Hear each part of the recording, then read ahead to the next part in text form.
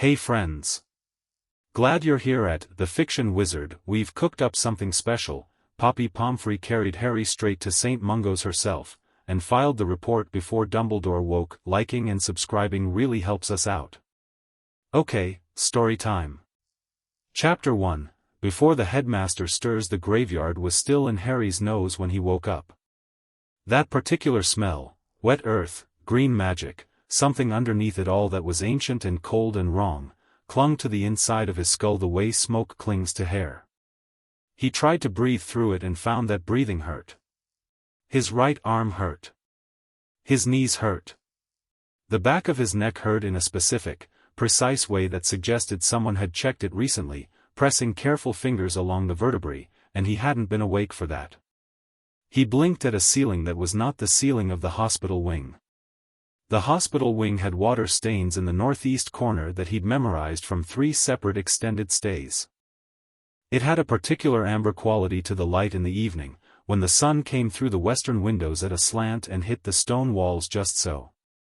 It smelled of dittany and something astringent and old linen. This ceiling was white and high. The light was steady and came from orbs floating at the 4 corners of the room, a soft regulated blue-white that didn't waver. The smell was different, sharper, more chemical, with something floral underneath it that felt deliberate, like someone had decided hospitals should smell of lavender if they were going to smell of anything.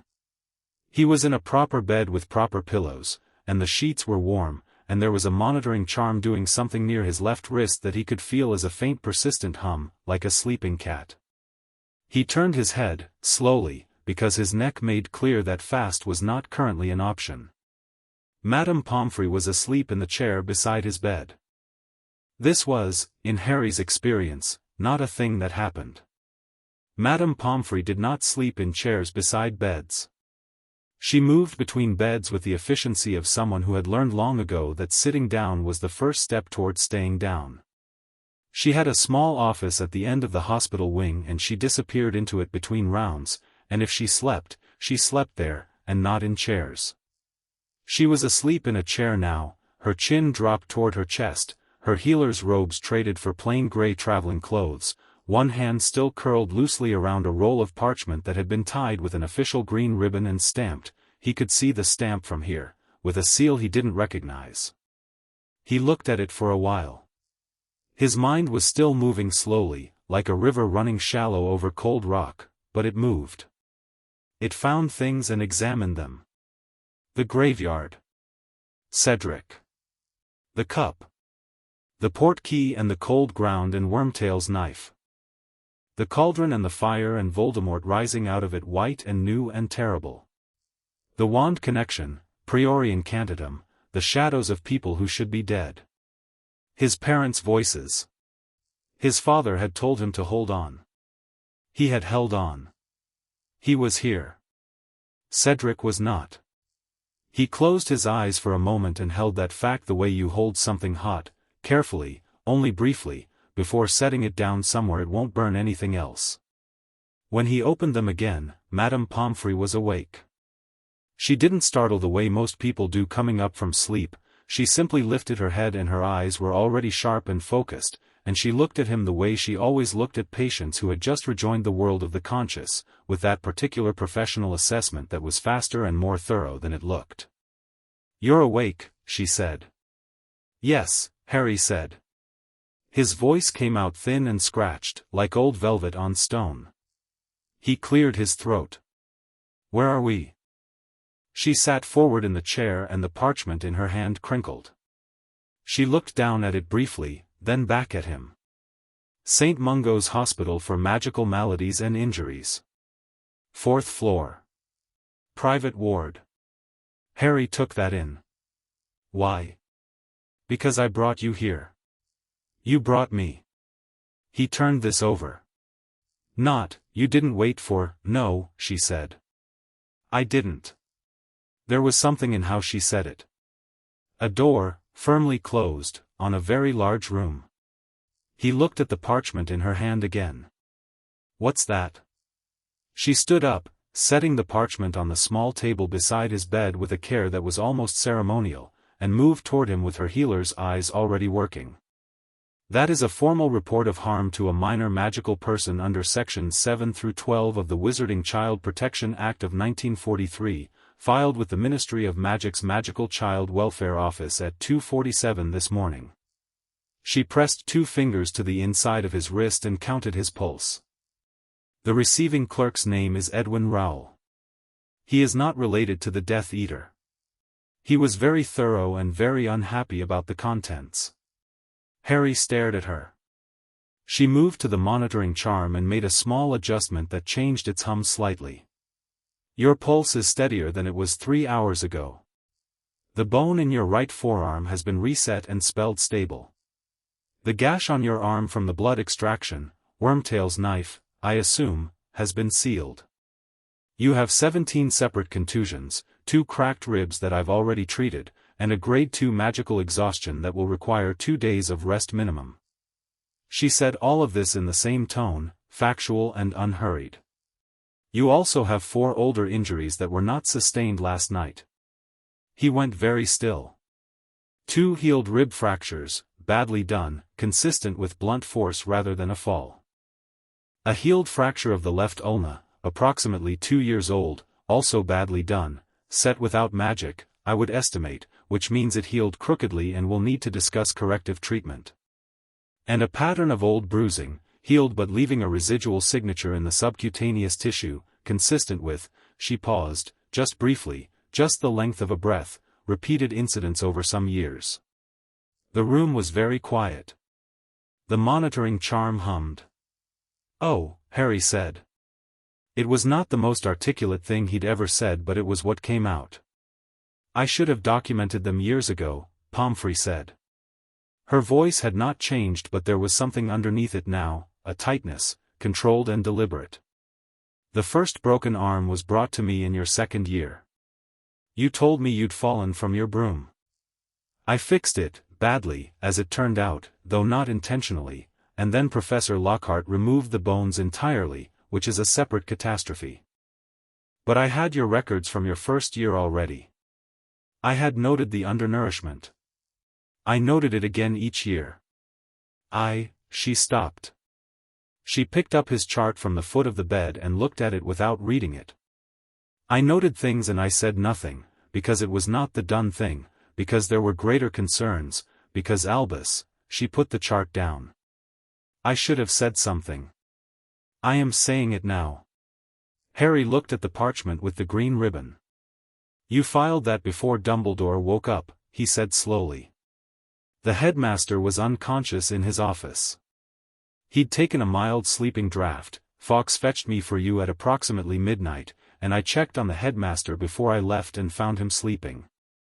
I judged that I had approximately 4 hours before he would naturally wake. She folded her hands in front of her in that particular way she had, precise and resolute. I used 3 hours of that. And the 4th?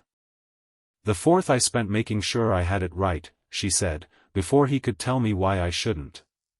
Harry looked at her for a long moment. He had known Poppy Pomfrey for 4 years. He had spent a frankly embarrassing cumulative total of time in her care.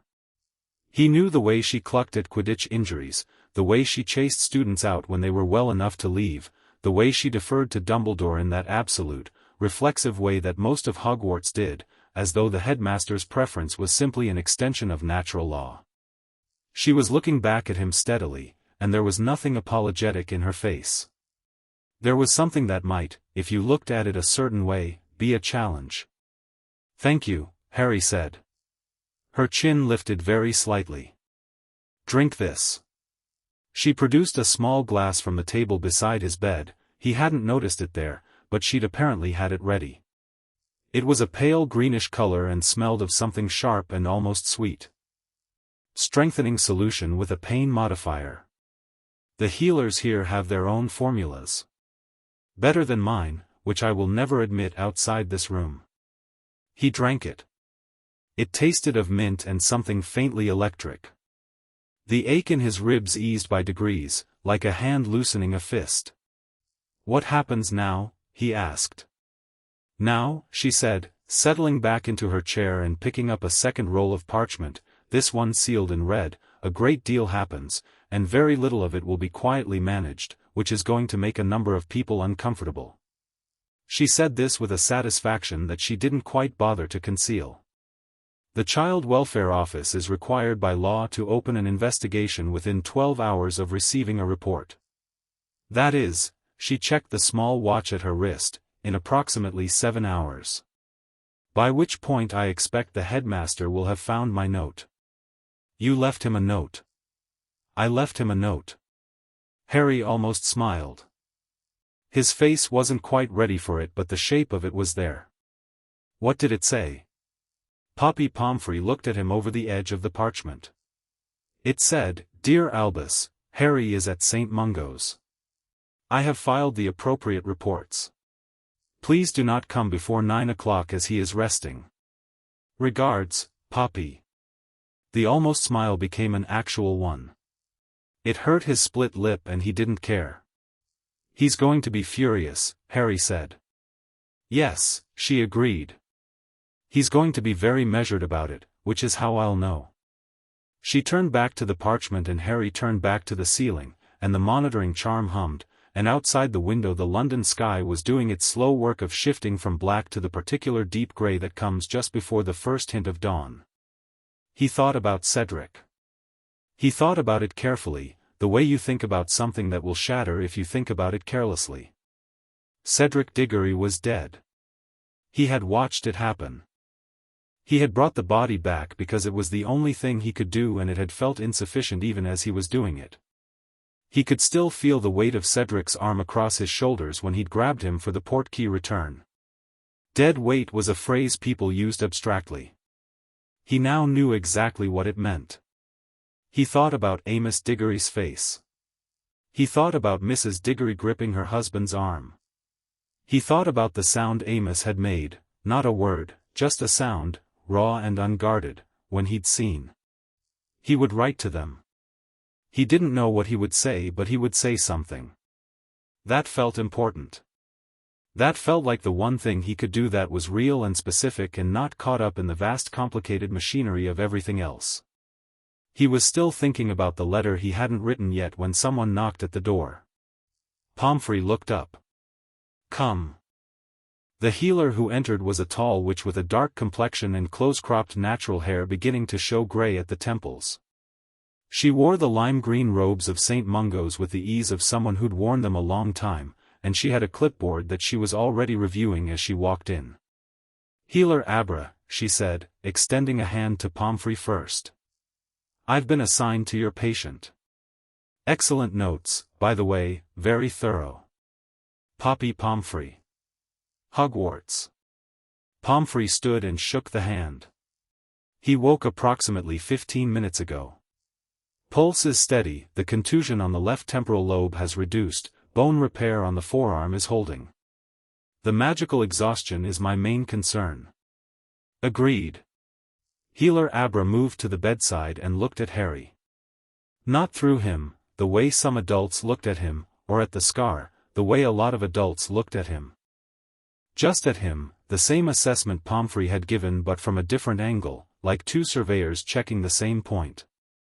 "How are you feeling, Harry?" "Better than I was," he said. "Sore. My neck. We'll look at that." She ran her wand in a slow arc from his crown to his feet, watching the soft light it produced with professional concentration. "The magical exhaustion is significant. You channeled a sustained priori incantatum connection. Do you know what that means, from a physiological standpoint?" "Not really," Harry said. "Your core, your magical core, the source from which all your magic draws, was running under extreme demand for a sustained period while you were already physically compromised. It's like running a sprint with broken ribs. Your core is intact, which is frankly remarkable, but it's depleted. Trying to do significant magic in the next 48 hours would be unpleasant and likely counterproductive." She made a note on her clipboard.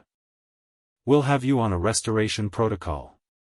Lots of sleep, specific potions on a schedule, some meditative exercises if you're willing. The ribs Madame Pomfrey addressed are already knitting well." "Okay," Harry said. She looked at him again in that direct way. You've also been here before. St Mungo's? In a body that's been through more than it should have been. She said it simply, no accusation in it, just a fact being stated. The records from the report are thorough. I want you to know that while you're here, you're our patient. Not anyone else's anything. Our patient. You have rights under Wizarding Health Law that apply regardless of any other designation you may carry. That includes the right to be informed of every decision about your care, the right to refuse treatment, within reason and good sense, and I say that because occasionally children do try to refuse sleep when they need it, and the right to speak to a patient advocate if there is anything you want addressed that doesn't involve the medical staff. Harry stared at her. He was not accustomed to anyone listing his rights to him. He was not accustomed to anyone using the phrase your rights in relation to him at all. I didn't know there was a patient advocate, he said. There is. Her name is Grace O'Duya and she's on call. I can have her come by this afternoon if you'd like. Abra finished her notes and looked up. Any questions for me right now? The older injuries, Harry said. The ones that weren't from last night. They're in the report? They're documented in the medical annex of the report, yes. The child welfare team will have them. Good, Harry said. She gave him one more look, the kind that meant she was noting something for later, and then moved to confer quietly with Pomfrey at the foot of the bed. Harry caught fragments, restoration levels, monitoring interval, if the headmaster arrives, when, Pomfrey said. Not if. When the headmaster arrives, Abra agreed, without inflection. He is not listed as next of kin on the patient record. He is not listed as guardian. St Mungo's policy on non-family visitors in a child welfare case is that they require explicit consent from the patient or their legal representative. We'll need to be clear on that with the front desk. I'll be clear, Pomfrey said. Harry closed his eyes and listened to the monitoring charm and the low voices and the sound of London waking up outside the window, and thought about the fact that he was 14 years old and the world was, in several small but significant ways, different than it had been yesterday. Amelia Bones had a routine and she trusted it. She rose at 5:30, made tea the Muggle way because she'd found she liked the deliberateness of it, kettle, wait, pour, wait again, worked through overnight correspondence for an hour, ran 2 laps around the garden at the edge of her property in Wiltshire for reasons her healer approved of and her knees did not, and arrived at her office in the Department of Magical Law Enforcement by 8:15. Which was early enough to read the Ministry overnight reports before anyone else arrived to tell her what to think about them. Today the overnight reports were interesting. They were more than interesting. They were the kind of interesting that made her set down her tea and put on her reading glasses, which she only did for documents that required her full, undivided, this is not a drill attention. The child welfare flagged priority reports were sent to her office as a matter of course. She'd insisted on that 2 years ago after a case involving a pure-blood family and a lot of creative memory charming that had gone unaddressed for 6 months because nobody had thought to copy the DMLE. She read them all. She read this one and then she read it again. The subject's name she knew. Of course she knew. She doubted there was a witch or wizard in Britain who didn't know it, which was, she had long felt, part of the problem. She was 4 pages in when she turned back to page 1 and started over, this time making notes in the margin with a dictaquill that scratched quietly alongside her reading. The medical documentation was what held her longest. It was systematic, comprehensive, and clearly the work of someone who had been very careful to ensure it could not be dismissed or minimized, every observation dated, cross-referenced with annual records, each old injury described in terms of mechanism and healing quality, each notation of undernourishment tied to the specific date and what had prompted it. Poppy Pomfrey, she thought, had been keeping these records for a long time, just in case. You didn't produce documentation like this on the fly. The circumstances of the most recent injuries, the event from which the patient was currently recovering, were summarized in a separate annex that made her put her tea down again, this time for an entirely different reason. She looked at the summary for a long moment. Then she picked up the red interdepartmental communication orb on her desk and touched it once. It chimed. "Robards," said the voice of Gawain Robards, her senior aura coordinator, with the slightly thickened quality that meant she'd woken him up. "Good morning," she said. "I need a priority welfare guard on a St Mungo's patient. I need it in the next hour. Who do you have available?" A short pause. She could hear him moving, the sound of something being knocked off a bedside table.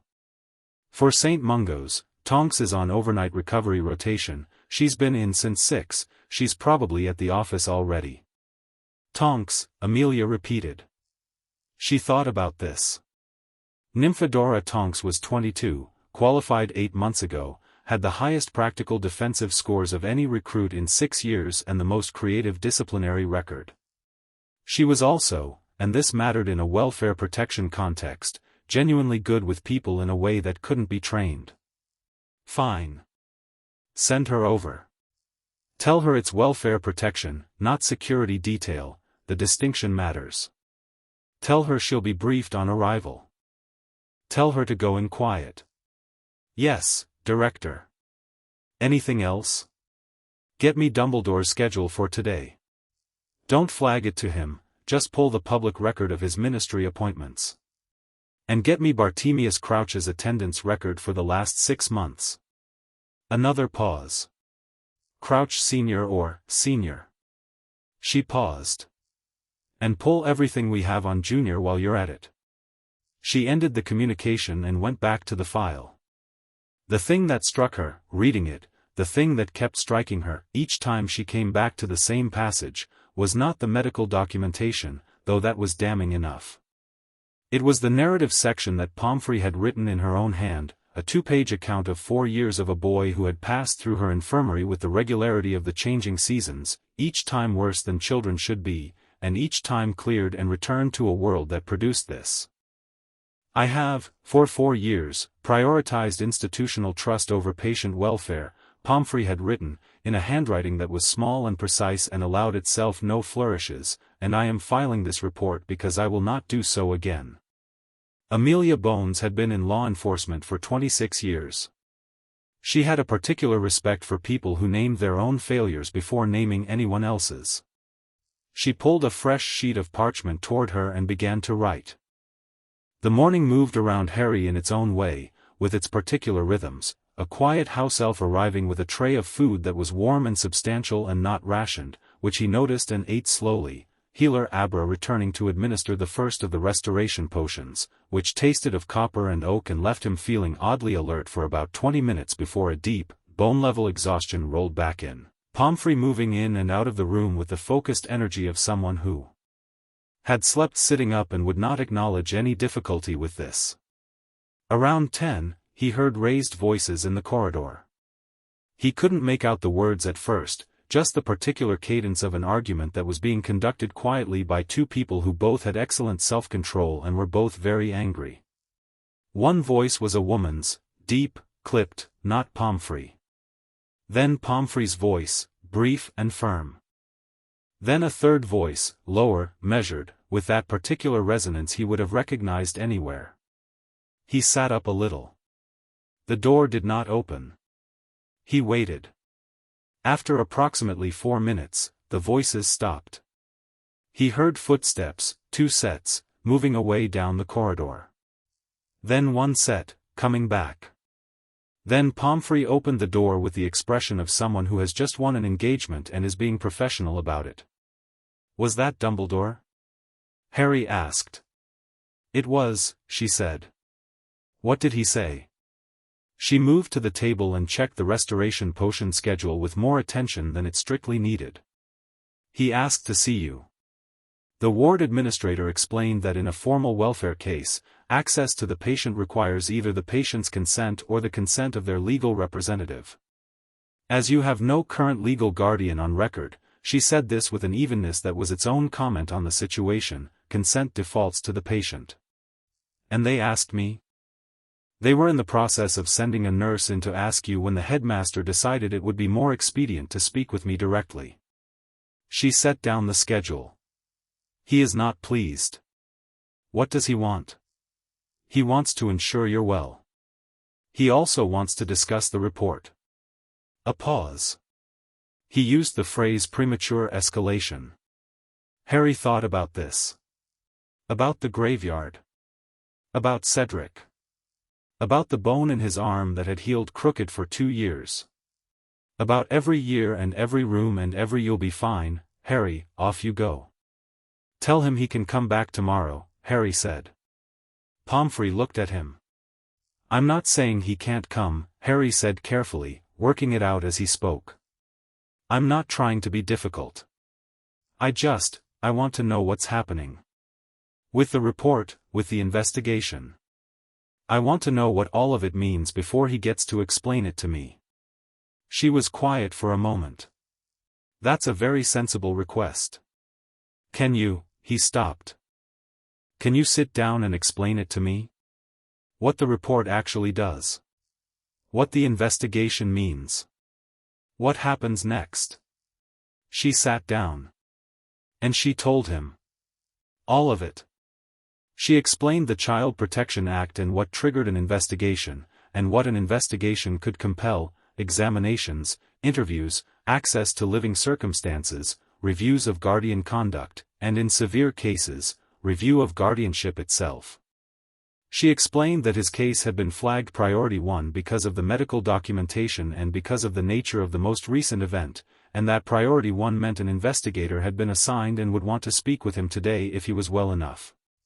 She explained that as the subject of the report, he had his own rights in the process: to be heard, to be represented, to have an advocate present for any interview.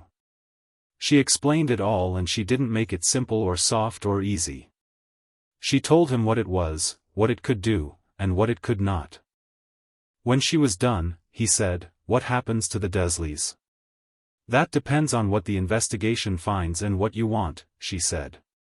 "If you choose to formally pursue a complaint of sustained neglect and physical harm against your guardians, there are remedies available under both Muggle and Wizarding law. The two systems can cooperate on cases involving Muggle families of magical children. Your Muggle guardians are subject to Muggle child protection authorities as well as ours. But I'd have to choose that." "You would have to choose it, yes." Harry looked at the window. The London sky had gone from grey to a pale, watery blue. Somewhere out there the city was doing its daytime business, entirely unconcerned. "I want to," he said. "I want to choose it. I'm not doing it to hurt them." He considered whether that was true and decided it was mostly true. "I'm doing it so it doesn't happen to someone else. There's a boy in my cousin's year at his school who's smaller than Dudley was at 8 and who flinches every time." He stopped. "I want to choose it." Pomfrey said nothing for a moment. Then, "All right. And I want to know about Sirius," he said. "Black? He's my godfather. He's been on the run for something he didn't do. If there's an investigation, if people are actually looking at things properly." He turned from the window to look at her. "Is there a way to?" "I don't know," she said honestly. "That's outside my expertise. But there is someone coming this afternoon who may be exactly the right person to ask." "The advocate?" "No. An OR. Welfare protection. Her name is Tonks." Pomfrey almost smiled, a very small smile that was somewhat wry. "I believe you'll get along." Harry settled back against his pillows. His ribs were still sore in a distant, managed way, and the exhaustion was still there underneath everything like deep water, but there was something else now, something that he didn't have a word for exactly. Not hope. Hope felt too fragile and too familiar in the way that things you break repeatedly become familiar. Not excitement. Something more solid than both. Something that felt, very tentatively, like being in motion towards something rather than just being moved. He thought about Dumbledore standing in the corridor not being allowed in. He thought about a parchment with a green ribbon already in someone's office at the Ministry, already official, already real and unretractable. He thought about Poppy Pomfrey asleep in a chair, one hand curled around a document she'd written and filed and carried herself across London in the dark before anyone could tell her not to. He thought about 4 years. He thought, not anymore. Outside the window, London hummed along. Somewhere in the building, a door opened and closed and a lime-green robe flashed past in the corridor, unhurried. The monitoring charm settled into its quiet rhythm. The morning continued its uncomplicated work of becoming afternoon, and Harry Potter lay in a real hospital bed in a real hospital that treated him like a person, and he started, very carefully, to make a list. Not of grievances. Not of people to blame. A list of things he wanted to know. A list of things he wanted changed. A list of questions he had never been allowed to ask because asking them had always felt, somehow, like ingratitude. He was done with that.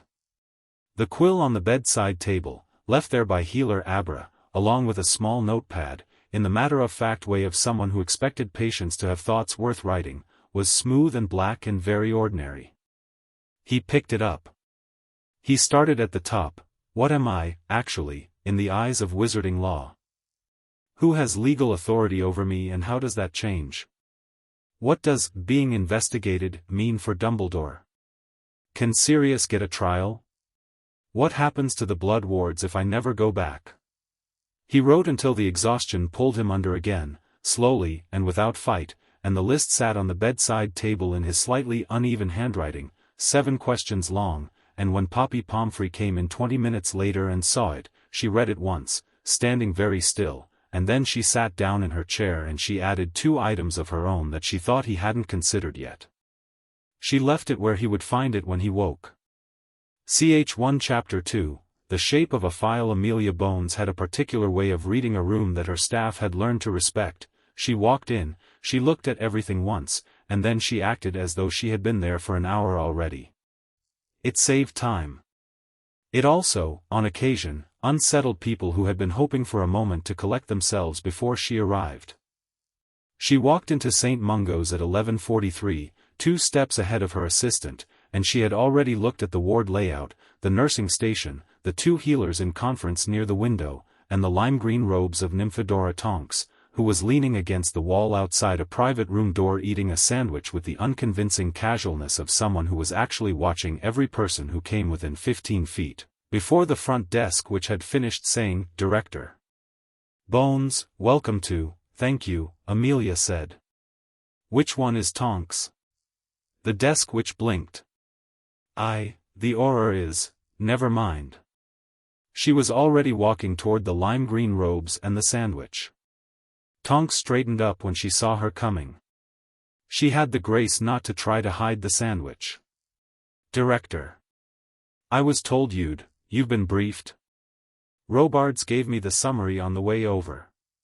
Welfare protection, priority 1, child welfare case, patient is..." Tonks stopped. Something crossed her face that was not quite professional neutrality. "It's Harry Potter." "It is. Right." Tonks took one more bite of the sandwich and vanished the rest of it with a flick of her wand in a motion that was casual enough to be slightly illegal. "I've been here since 8:30. I've had one attempted entry by a man who claimed to be a journalist, I discouraged him, and one by Albus Dumbledore at 10:15. He left after about 4 minutes." She paused. "He's very polite when he's furious." "Yes, he is," Amelia said, with the tone of someone who had personal experience. "What's your read of the ward staff?" "Healer Abra is excellent." She had the visitor access protocol sorted before I'd finished explaining it. "The admin which is a bit intimidated by the whole thing, but she's following procedure." "Madame Pomfrey is," Tonks considered her words. "She's the one who filed the report, and she's here, and she's not going anywhere, and if Dumbledore comes back I think she might actually physically block the corridor with her person." "Good instinct," Amelia said. "Has the patient been told I'm coming?" "Madame Pomfrey said she'd tell him when he woke up from his last rest cycle. He went under about an hour ago." Tonks glanced at the door. "He's been writing." Amelia looked at her. "Pomfrey mentioned it. Said he woke up, asked her to explain the whole process, listened carefully, and then made a list. Tonks' expression was something that hovered between professional assessment and a kind of personal feeling that she'd chosen not to examine too closely yet. A list of questions. Amelia was quiet for a moment. How old is he? 14. She looked at the door for a brief moment and then looked away. All right. I'll wait until he wakes. In the meantime, I want to speak with Pomfrey. Is there somewhere we can? The door opened. He didn't look like she'd expected, though she couldn't have said precisely what she had expected. Smaller, perhaps. More visibly damaged. He was slight and pale with a jaw set at a determined angle and glasses that were slightly askew, and he was wearing hospital clothes that were too large for him, and he was clearly running on the particular stubborn energy of someone who refused to stay in bed.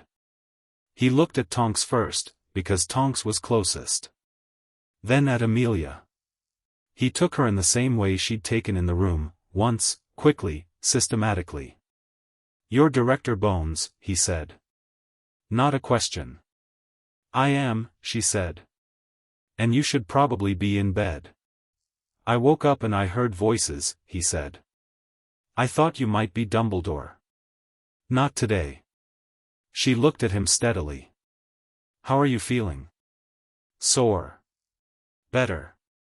He looked at Tonks again with a different kind of attention. "Are you my Auror?" Tonks blinked.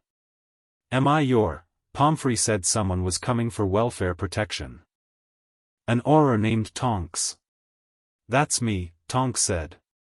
"Nymphadora Tonks, but if you call me Nymphadora I'll," she paused, "make your monitoring charm play embarrassing music." The corner of Harry's mouth moved. Not quite a smile. The shape of one. "Tonks, then." "Tonks," she agreed. He looked back at Amelia. "Can we talk?" "That's why I'm here," she said. "But I'd like Madame Pomfrey present, and I'd like Healer Abra to clear you for a conversation of this type before we start." 5 minutes. He looked like he wanted to argue. He looked at her face and apparently decided it wasn't worth the energy. "Fine," he said. "But I want Tonks in the room." Amelia looked at Tonks.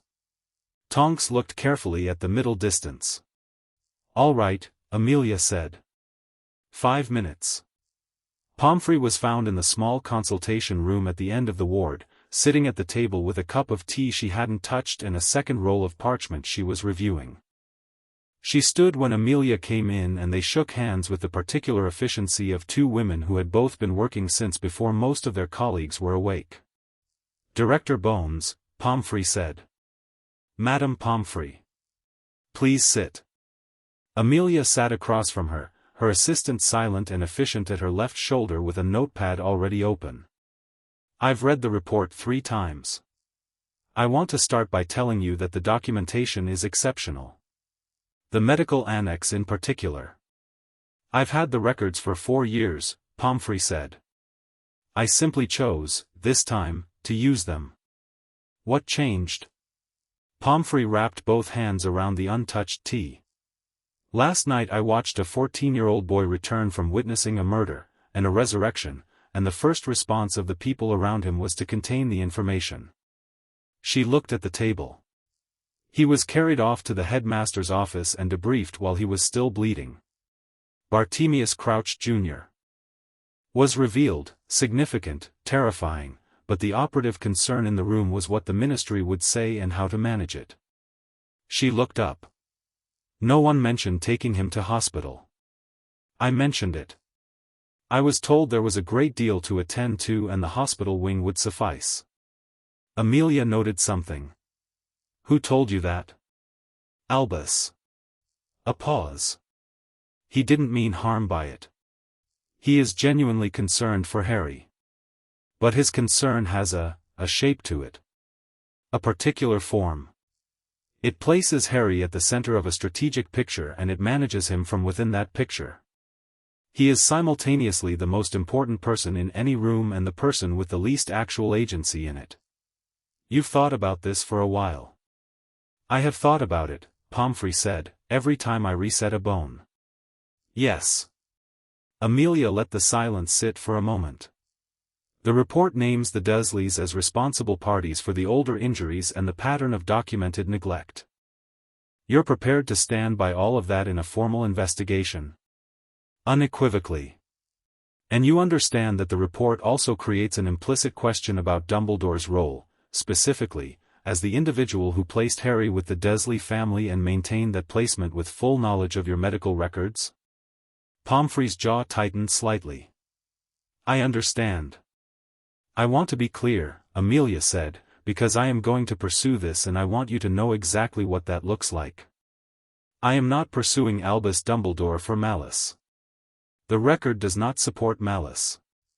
What it supports is a pattern of institutional decisions that consistently prioritize strategic considerations over the welfare of a specific child. That is a different thing. It is still actionable. She paused. It will also make him difficult to deal with.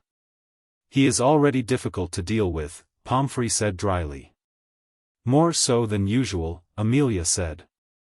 He has more to lose. So does Harry, Pomfrey said. That is rather the point.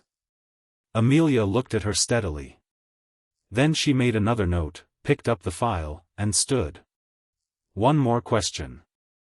Last night, after the event in the graveyard, what was Harry's state when you first reached him? Pomfrey was quiet for a moment. He was conscious. Barely. He had been through a sustained period of magical and physical assault and he was also, in the way of teenage boys, trying very hard not to show it. He was sitting up. He was holding his wand. She set down the tea, still untouched. He asked me if I'd seen Cedric's parents. Amelia looked at her without writing anything down. He'd just returned from a graveyard where someone had tried to kill him, Pomfrey said, and his first question was whether Cedric's parents had been reached. She looked out the small window at the white corridor beyond the glass. That's who he is. That's who they've been managing.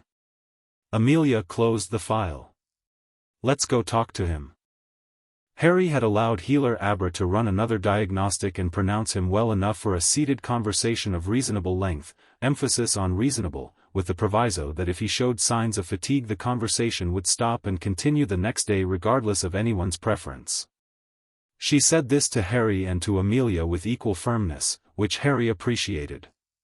He was sitting up in bed with his notebook on his knee and Tonks had pulled a chair to the left side of the room and was doing something with her hair. It had been brown when she walked in and had shifted to a dark auburn without comment, which Harry found interesting, and Pomfrey was by the window, and Amelia Bones sat in the chair Pomfrey had been sleeping in and looked at him with the attentive quality of someone who was going to hear everything he said. I've read Madame Pomfrey's report, she said. I'd like to talk with you about it, and about the events of last night. I want to tell you before we begin that this conversation is formal, it becomes part of the investigation record, but it is not a trial, you are not in any trouble, and anything you tell me can only help. If at any point you want to stop, you stop. If you want Madame Pomfrey to leave, she leaves. If you want anyone else in the room, tell me. She settled her hands on her knees. Does that all make sense? Yes, Harry said. I have questions first. She raised an eyebrow. It was not an unfriendly expression. Go on. He looked at his notebook. What am I, legally? In wizarding law. Right now. She considered the question with what felt like genuine respect for it.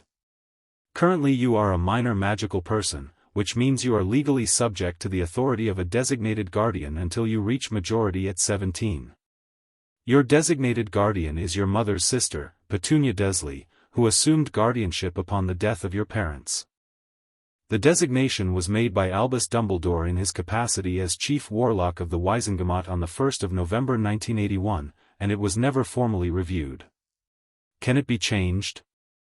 It can be challenged, which triggers a formal review. A review, in a case where there is documented harm, is likely to result in change. She said this evenly.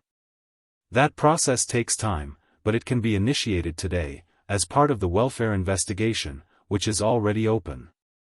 And Sirius Black, Harry said. A different quality entered the room. Tonks went still. Pomfrey turned slightly from the window. Your godfather, Amelia said. He was never tried, Harry said. He was sent to Azkaban without a trial.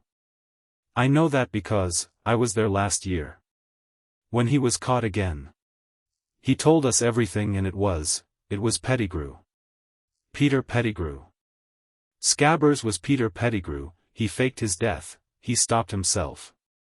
He was getting ahead. You know about this. Some of it.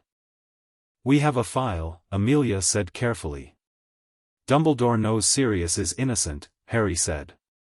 He's known since last June. If there's an investigation now, if people are actually looking at things, is there a way to reopen Sirius's case? As part of this? Because it's connected. Sirius is my legal godfather. If he's cleared he could be my guardian, and you said guardianship is under review, so, he watched her face. You've already thought of this. I have thought of it, she said. It is not simple. I didn't say it was simple. I'm asking if it's possible. She looked at him for a moment in the way that several people had looked at him this morning, as if recalibrating something. It is possible. The case would need to be formally reopened, which requires either new evidence or a procedural challenge to the original commitment.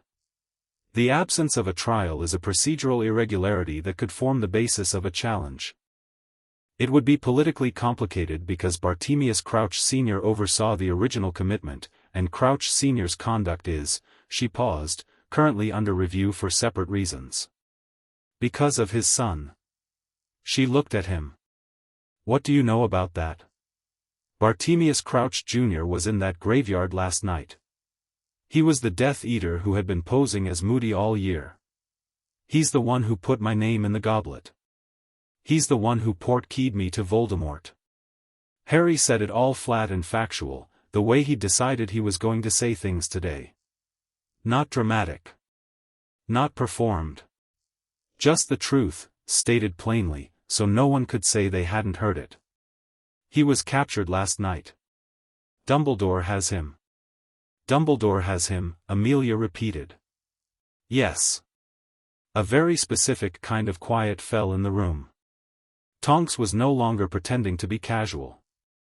Amelia Bones' hands were still on her knees but her knuckles had shifted. Where? Amelia asked. I don't know exactly. When I left, he was in the headmaster's office. Stunned, I think, or bound. Harry looked at her steadily. He should be in ministry custody. Yes, Amelia said. He should. Is he? She held his gaze for a moment. Not as of 9 o'clock this morning. I am now going to need to make some calls. She looked at her assistant, who was already writing rapidly. We'll come back to the formal statement in a few minutes. She looked at Harry. You are going to be a very inconvenient person, Harry. I've been told, Harry said. Tonks made a sound that was not quite a laugh and disguised it as a cough. Her hair had gone a very distinctive shade of bubblegum pink. Amelia looked at Tonks. Do you have something to contribute, or Tonks? No, Director, Tonks said. Just a slight respiratory thing. Amelia turned back to Harry.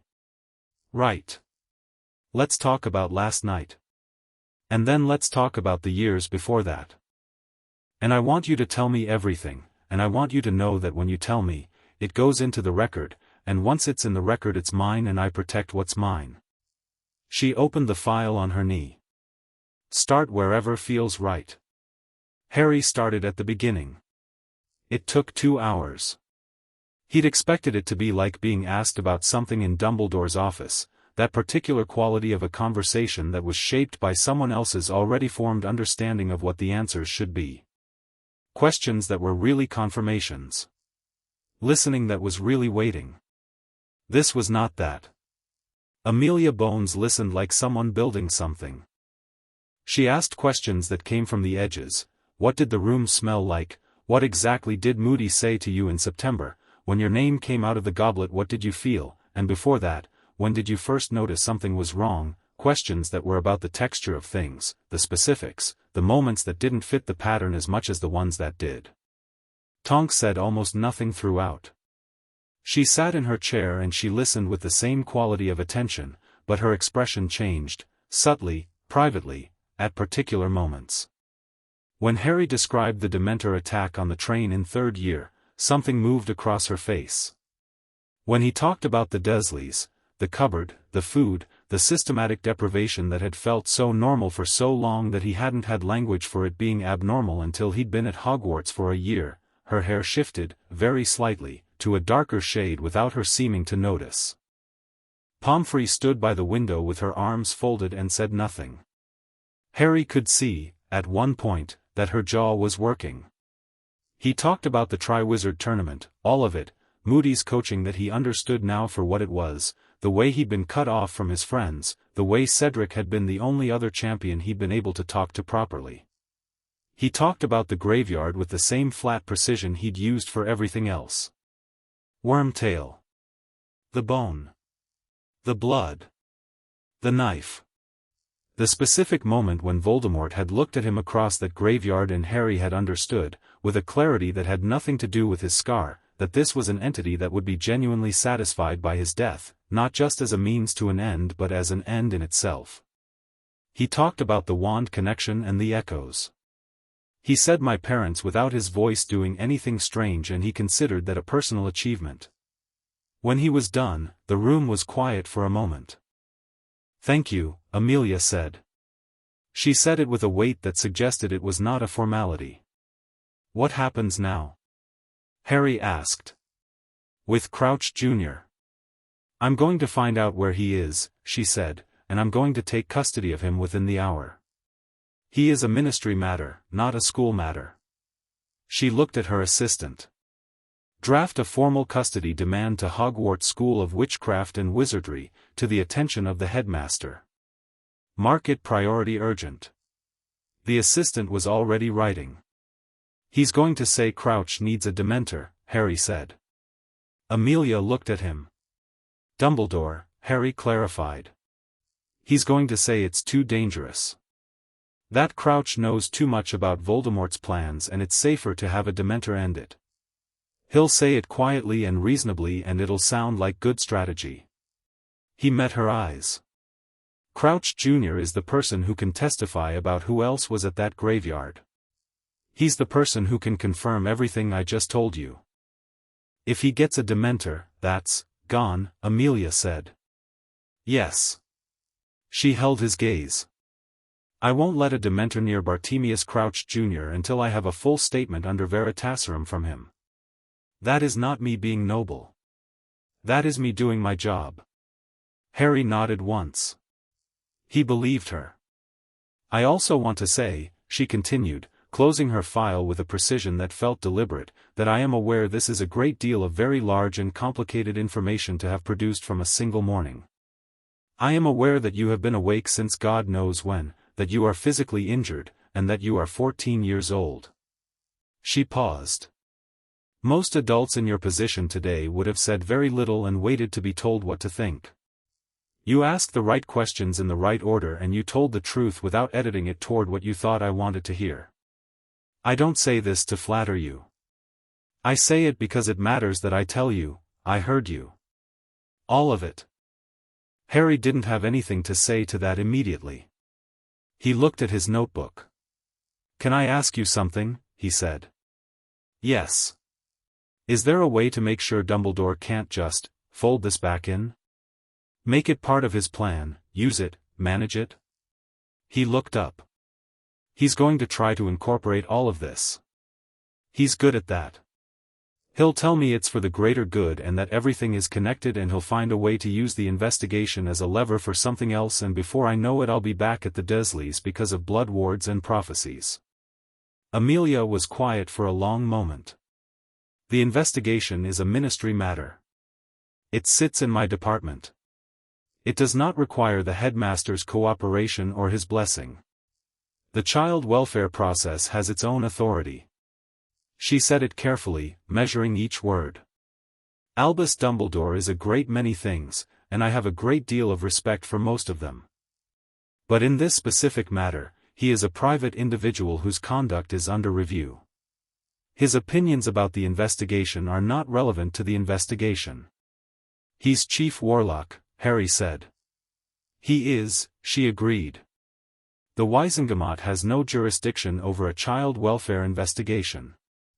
The separation was deliberate and was, in fact, something Dumbledore himself advocated for in 1943. He has, not for the first time, produced a tool that is now being used for its intended purpose. She stood, gathering her file. I will see you tomorrow, Harry. Tonks will be here overnight. If you need anything that isn't medical, she's your contact. She looked at Tonks. Try not to eat an entire ward's worth of food. That was one time, Tonks said. It was 3 times. Amelia straightened her robes. Good night, Harry. She walked out with her assistant half a step behind her, and Harry heard her voice in the corridor, already on the communication orb, already moving. The door closed and the room felt different, larger, somehow. More room in it. Tonks looked at him. You all right? Yeah, he said. You really ate a whole ward's worth of food?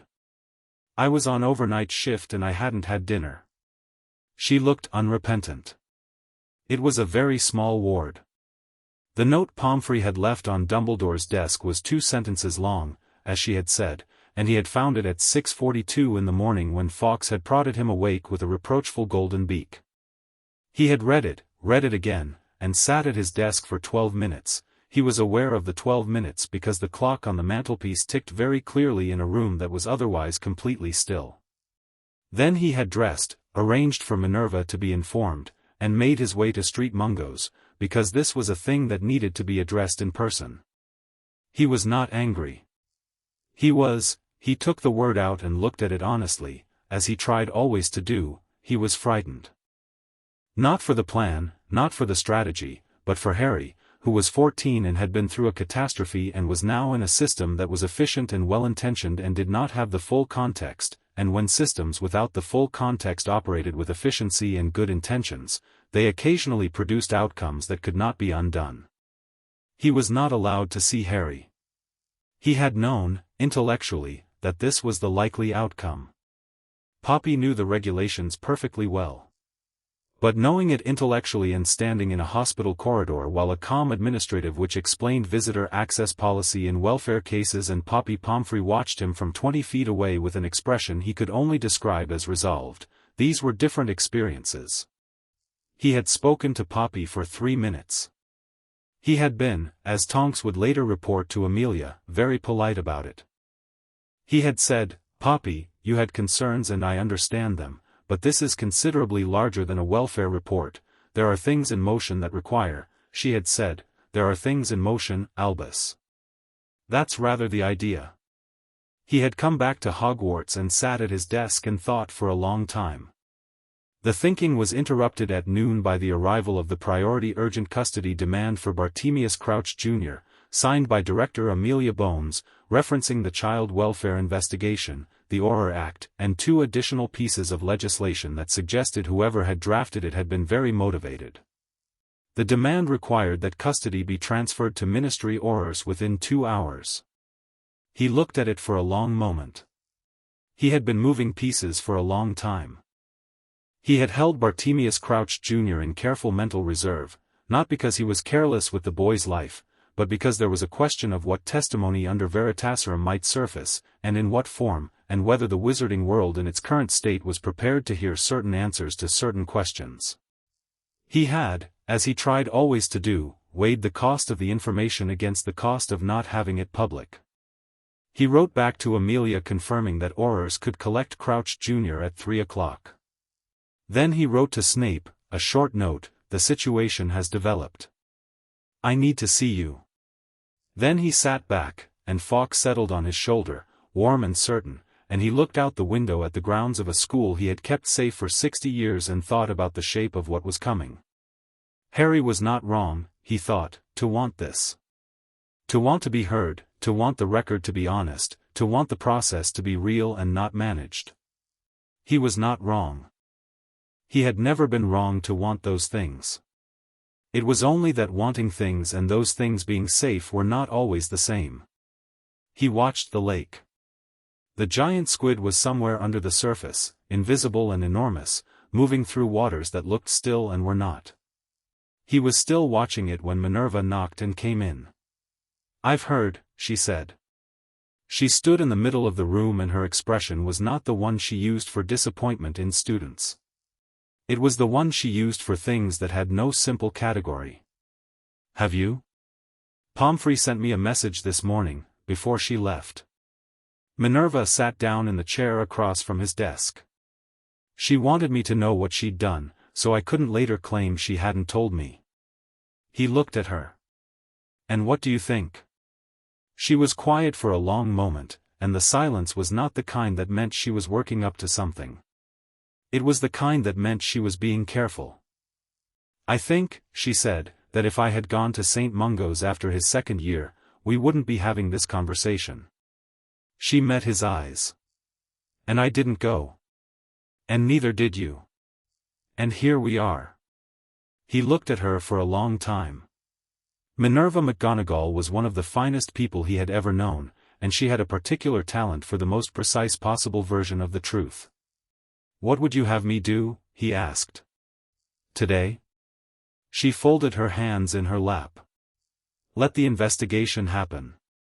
She paused. "Stop thinking about how to use it." He looked at her. She looked back, perfectly steady. "He's in danger," he said. "The investigation creates exposure. His location, his condition, it becomes a matter of, Albus." Her voice was not sharp. It was something more difficult than sharp. "He was in danger last night. He's been in danger every year. The difference now is that there are other people involved in keeping him safe. That is not a problem. That is, I would suggest, the point." He had nothing to say to that. She stood, smoothed her robes, and moved toward the door. At the threshold she paused. "He asked about Sirius," she said. "According to Poppy. First thing. I know. Sirius is innocent, Albus. I know that too. Do something about it," she said, and left. He sat alone in his office and the afternoon moved through the windows and Fawkes sang one low note, soft and without judgment, and Albus Dumbledore thought about the shape of a world in which Harry Potter had options, and decided, very carefully, that this was not the worst thing. It was simply not the thing he had planned for. Harry ate dinner, real dinner, a proper portion, not carefully rationed, and then sat with Tonks while the evening settled in around St Mungo's. She'd conjured a second chair from somewhere and put her feet up on the end of his bed with the air of someone who had decided they were here for the duration. "Can I ask you something?" Harry said. "Probably," Tonks said. "Did you know? Before today. About me, about how, the situation." She thought about it, which he appreciated. She didn't immediately say of course not or everyone had no idea. She looked at the ceiling and thought about it genuinely. "I knew the broad strokes that everyone knows. Famous. Survived something impossible. Parents dead. Went to live with Muggle relatives. Nobody asked questions about what that actually meant." She looked at him sideways. "Should have. Lots of people should have," Harry said, and found he wasn't angry when he said it. He'd expected to be. He'd thought, today, going through all of it with Amelia Bones, that he'd feel it more. The anger was there but it was down under things, doing its own work, not needing to be loud about it. I don't want people to feel terrible about it." "Why not?" Tonks said. "Because feeling terrible about it doesn't fix anything," Harry said. "I'd rather people did things." She looked at him for a moment. Yeah, she said. Fair. Tell me about Sirius, Harry said. What you know. What you've heard. Not the official version. She settled back in her chair and the lamp made her pink-tipped hair glow in a way that seemed unintentional. He was my mum's cousin, she said. My mum doesn't talk about him much, because of how things ended. But she talks about him sometimes, when she forgets to not. She looked at her hands. She says he was the loudest, most aggravating, most loyal person in any room. She says when he laughed it was like he'd decided to commit to it completely, like laughter was worth doing properly. She paused. She cried when he was arrested. She didn't talk about it at the time but she cried. Harry was quiet. I believe he's innocent, Tonks said. For what it's worth. It's worth a lot, Harry said. Tell Amelia that. She already knows, Tonks said. She's Amelia Bones. She knows everything 3 hours before she lets on. She glanced at him. Sleep. Healer Abra will descend on me like a lime-green thunderstorm if you're not rested. Harry slid down in the bed. The monitoring charm hummed. Outside, London did its nighttime version of itself, not quieter, exactly, just lower-pitched. Tonks, he said. Yeah. I'm not going back to the Dursleys. She looked at him. No, she agreed. I don't think you are. He closed his eyes, and the ward was warm, and for the first time in as long as he could specifically remember, he slept without dreaming of anything at all. Chapter 3, What the Boy Knows. The Veritaserum arrived at the Ministry holding facility at 7 in the morning, carried by a potions liaison whose hands shook slightly as he handed it over, and who looked at the door of the interview room and then looked away with the practiced efficiency of someone who had decided not to think about what was on the other side of it. Amelia Bones did not have shaking hands. She stood outside the door with her senior investigator, a solid, quiet man named Proudfoot who had been in the DMLE for 19 years and had interviewed people under Veritaserum on 11 separate occasions and showed no particular feelings about doing it again. He was reviewing his notes. She was reviewing hers. He came in quiet, Proudfoot said, without looking up. Didn't resist the transfer. Didn't say anything in transport. He's Imperiused, she said. We think he was Imperiused. We're about to find out. She capped her pen. Ground rules. I lead. You cover documentation and follow-up. If he becomes distressed or exhibits a break, we pause and reassess. I want everything recorded, not just the transcript, the whole room, continuous. Already running. Good. She looked at the door. He's the son of a man I respected. Proudfoot looked up then. That's not a conflict of interest statement, she said. It's a context statement. Crouch Sr. put him in Azkaban to protect his own reputation. Whatever Crouch Jr. did, and the list is significant, he is also a victim of a specific kind of institutional failure, and I want the record to be complete.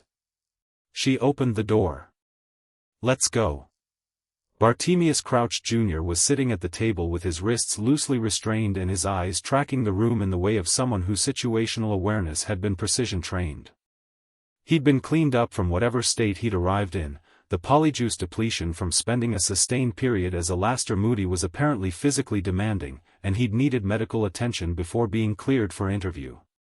He was thin, mid-30s, with a sharpness to his face that was partly genetic and partly hunger, and when Amelia walked in he looked at her without blinking. Director Bones, he said. His voice was his own voice, not Moody's. She noted this. Bartemius, she said, and sat down across from him. I'm going to explain the process. You've already been informed of your rights. The Veritaserum will be administered once, 2 drops, by the potions liaison outside. You'll have approximately 20 minutes in which you cannot produce a deliberate falsehood. After that the compound's effect diminishes. I will ask you questions. The record is running continuously. She set her file on the table. Do you have any questions before we begin? He looked at her for a moment. Something moved behind his eyes, not fear, exactly. Calculation. My father, he said. Your father is deceased. He died earlier this year under circumstances currently under review. Something else moved across his face. More complicated. She filed it. Then there's nothing I'm protecting, he said, and the calculation became something flatter, something that might have been resolution. Let's get on with it. The potions liaison came in, administered the drops, left. Crouch Jr. blinked twice, very slowly, and then his eyes fixed on a point slightly above Amelia's shoulder and the tension went out of his jaw in a way that was almost peaceful. She started at the beginning. By 9:15 she had 32 pages of transcript. She had names, 10 of them, Death Eaters present in the graveyard, identities that the wizarding world had either assumed were reformed or dead or had simply never questioned. She had the specific mechanism of the plan, the goblet, the year-long impersonation, the sequence of events within the tournament designed to position Harry at the cup at the end, laid out in precise operational detail by a man who had helped design it and who was not, under Veritaserum, capable of anything but honesty. She had Bartemius Crouch Sr.'s role described, from his son's perspective, with a clarity that was going to be very complicated for a number of people's memories of the man. And she had Sirius Black. She had asked about him carefully, tangentially at first, and then directly when the tangential answers had already told her what she needed to confirm. Crouch Jr. had been Pettigrew's contemporary. He had been in the same social circles. He knew, with the certainty of someone who had been there, who had committed the crimes for which Sirius Black had been imprisoned.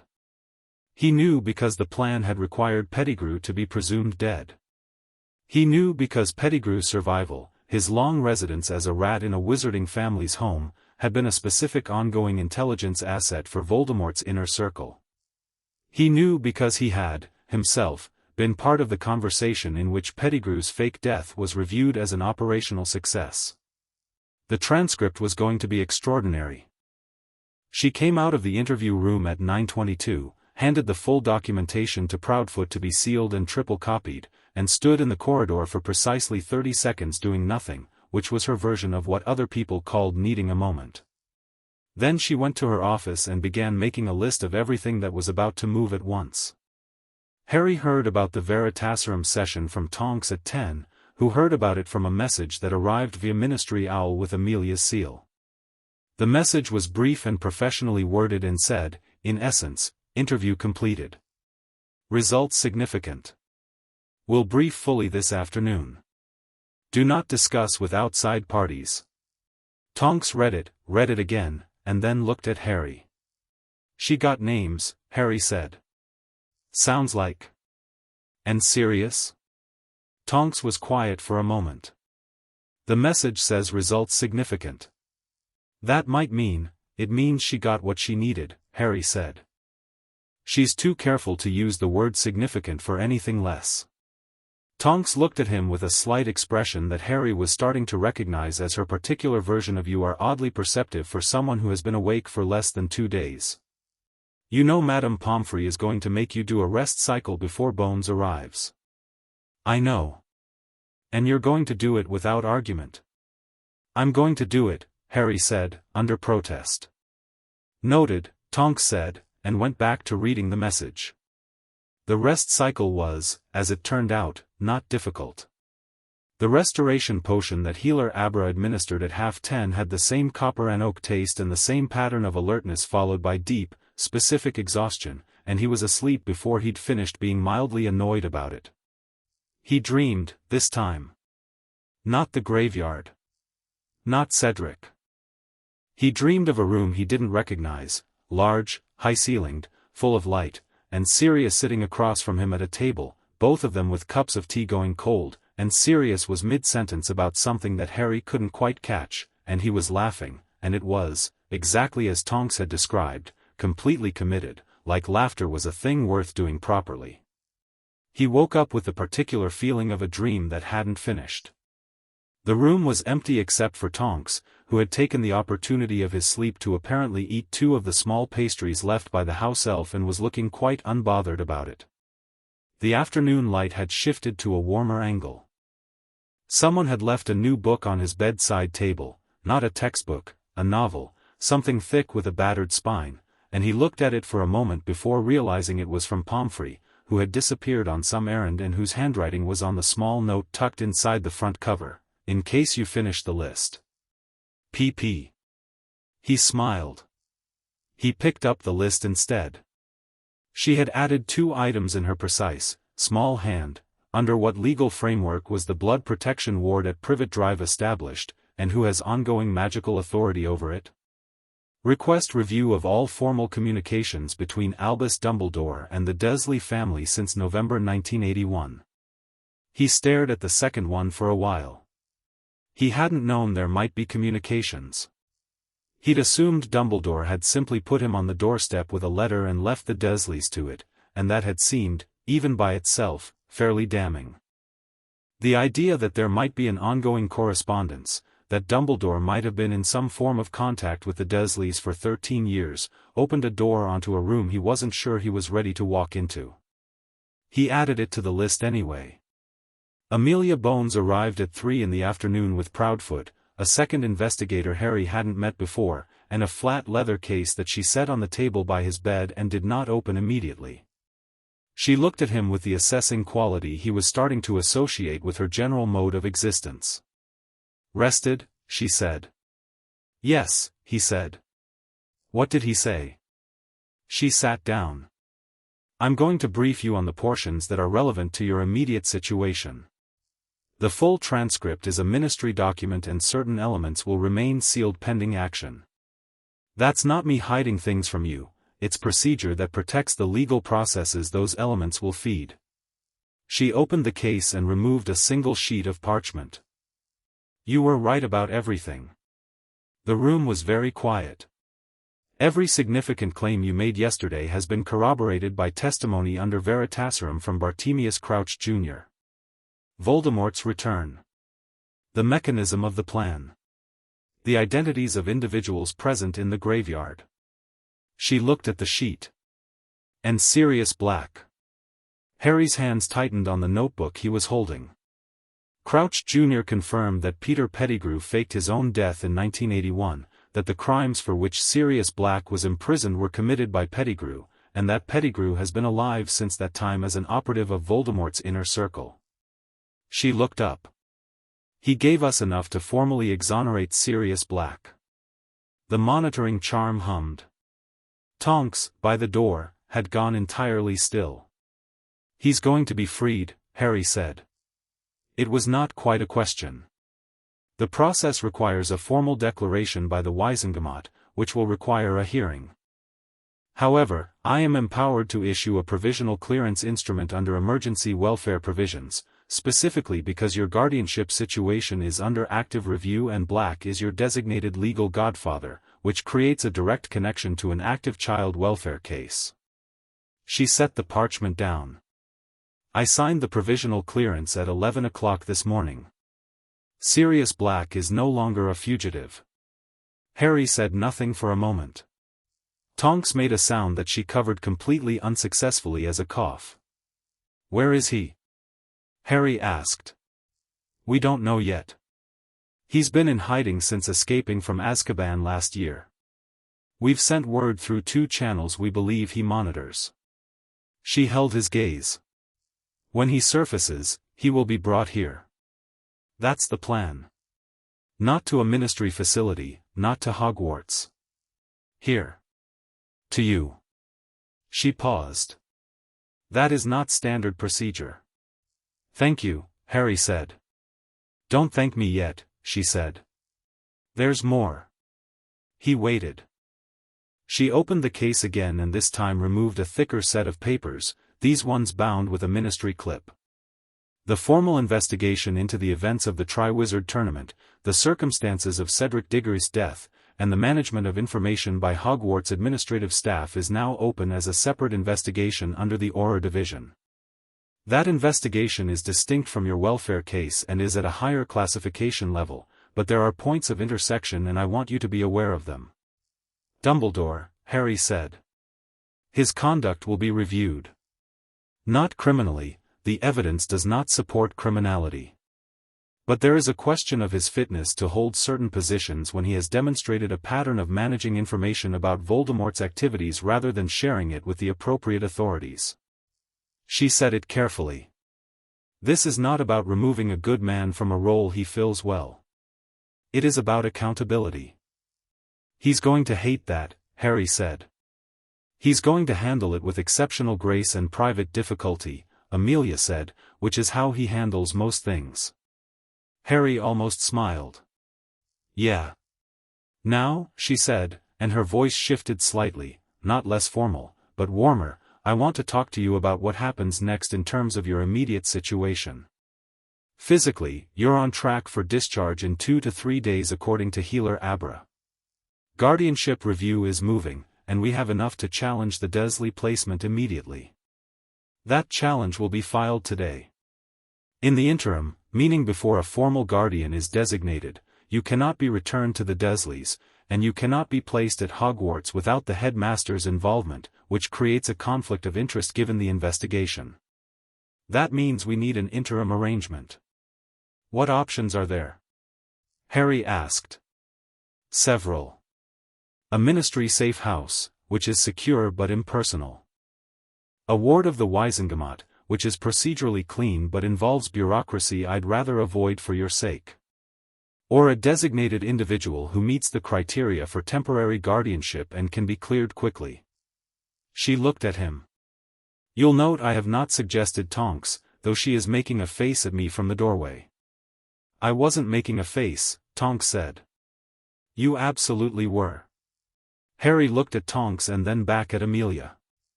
Serious, he said. If he surfaces before I'm discharged, then the provisional clearance plus the active guardianship review gives us a legal framework for him to be designated emergency interim guardian. It's somewhat creative legally but not unprecedented. She looked at him steadily. Would that be acceptable to you? Harry looked at her and thought about the dream. The room full of light and the tea going cold. Serious mid-sentence and laughing like he meant it. Yes, he said. That would be acceptable to me. The afternoon moved into early evening and the quality of the light in the room went from pale gold to amber and then began its work toward gray. Healer Abra came by, ran her diagnostic, made satisfied noises about the bone repair and the bruising reduction, and told Harry the magical exhaustion was lifting ahead of schedule, which she attributed to the restorative protocol and to what she called constitutional stubbornness. Tonks, having had her face-making acknowledged by Amelia and waved away by Harry, had settled into her new self-appointed role as Harry's primary information source and general-purpose company with the enthusiasm of someone who had been waiting, without knowing it, for a job that suited her exactly. She told him about Aura training, the honest version, not the recruitment brochure version, which involved a great deal of running and a great deal of being embarrassed by your own spell failures in front of qualified colleagues. She told him about her mother, about the particular complexity of being a metamorphmagus in a family that valued discretion, about the year she'd accidentally changed her appearance to resemble a teacher she'd disliked during an OWL exam. What happened? Harry asked. I failed the OWL, she said cheerfully. Well worth it. You failed on purpose? I failed because I was so pleased with myself for the face that I stopped paying attention to the questions, she admitted. I retook it. Passed with distinction. Spite is a very effective motivator. Harry laughed. It was the first time he'd properly laughed since. He thought about it and couldn't immediately find an end to that sentence, which seemed like information. Can I ask you something? He said. You keep asking if you can ask me something and I keep saying yes. You can just ask. Why did you want this assignment? She looked at him. She'd been shifting her hair color throughout the afternoon with the unconscious regularity of someone who processed feelings through color. It had been pink when she was cheerful, a darker red-brown when she was talking about the difficult parts of Aura training, and was currently a kind of warm amber. "I didn't want it specifically," she said. "I mean, I didn't know it was you when Robard sent me here. But when I got here and I found out," she stopped. "My family's complicated. Pure blood stuff, loyalty expectations, all of that. My mum walked away from the black family, mostly, and it cost her. And there was a period when I was growing up where I thought maybe she should have played the game better, stayed in it, made it easier on herself."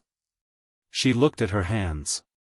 "And then I got into Auror training and I started learning about the war, really learning, not the sanitized version, and I understood that she hadn't failed to play the game. She'd refused to. Because she knew what the game was." She glanced up. "You've been asked to play a very specific game for 4 years. The board is arranged a particular way, the pieces are moved around you, and you're handed objectives and told their choices." She shrugged.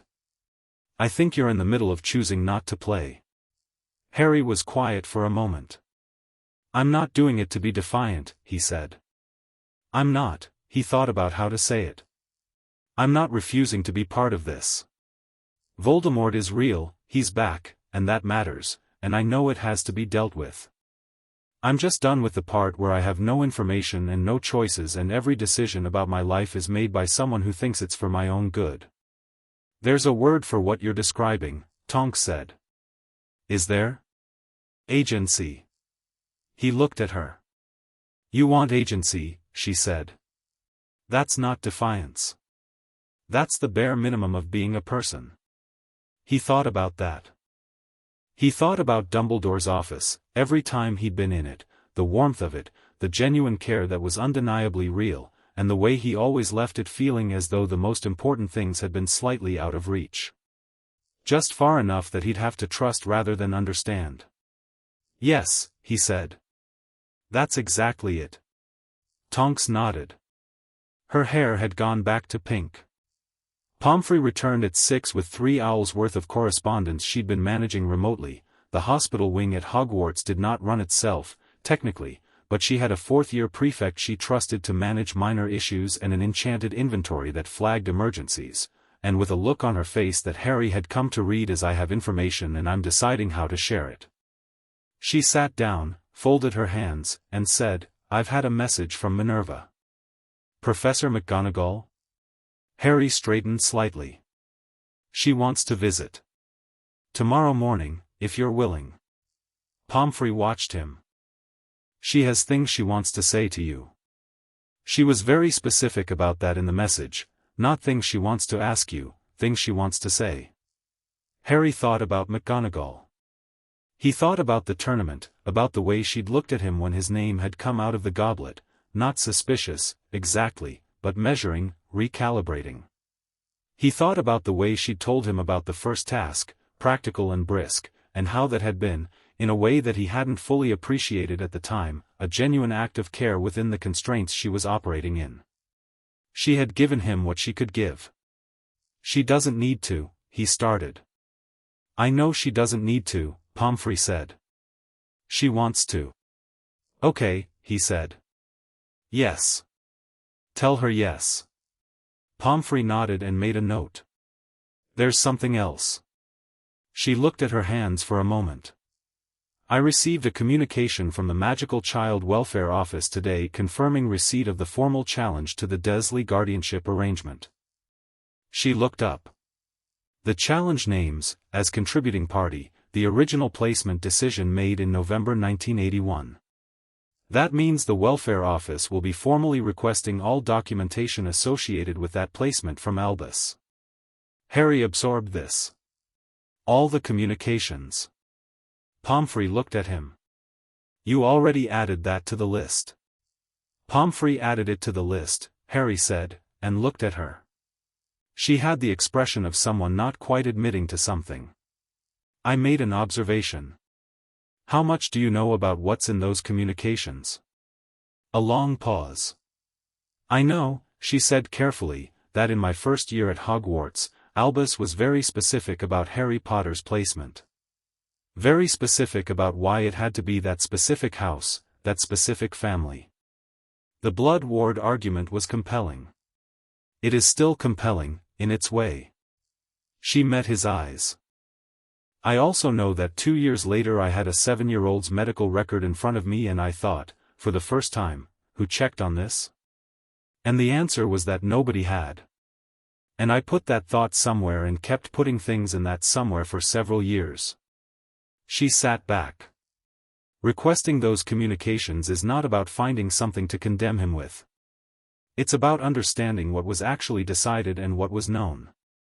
And what do you think was known? Harry asked quietly. She was quiet for a long moment. Outside the room, the hospital continued its evening routines, footsteps in the corridor, a distant charm being cast, the particular quality of an institution settling into its nighttime mode. I think, she said, that Albus made decisions based on the best available information and a genuine strategic necessity, and that he also, in doing so, chose not to look too closely at certain things. Because looking too closely would have complicated the necessity. She folded her hands again. That is not malice. It is a kind of disciplined blindness. The kind that brilliant people sometimes develop when the goal is large enough. Harry thought about this. He thought about it carefully, the way he'd been trying to think about Dumbledore all day, not with the reflexive loyalty or the reflexive anger, but with something more useful. Something clearer. He loves me, Harry said. Yes, Pomfrey said. He does. And he put me in that house anyway. Yes. And he never went back to check. Pomfrey said nothing. This was, Harry had come to understand, her way of saying yes to things that hurt. He looked at the window. The London evening was doing its slow combustion, the sky going from pale orange at the edges to deep blue overhead, the city lights beginning their nighttime work. I don't want him destroyed, Harry said. I want to be clear about that. I don't want, what's happening here isn't revenge. It's just truth. He looked back at Pomfrey. He can be a good person and still have done things that were wrong. Those aren't contradictory. No, she agreed. They're not. I just need the truth to exist, Harry said. On record. Where it can't be repackaged into something useful. He looked at his list. I need the truth to be the truth. Pomfrey looked at him for a long moment, and there was something in her face that he didn't have a name for, that was past professional and past clinical, that was something much more human. It is, she said. Now. It is. The owl arrived at 9:20. It came through the ward window that Tonks had cracked open an inch on the grounds that fresh air was good for patients and definitely not because she wanted to be able to hear anything approaching from outside, and it was a large and battered-looking bird that Harry didn't recognize until it settled on his bedside table and extended its leg with an air of having made a significant journey and being quite pleased about the accomplishment. He took the letter.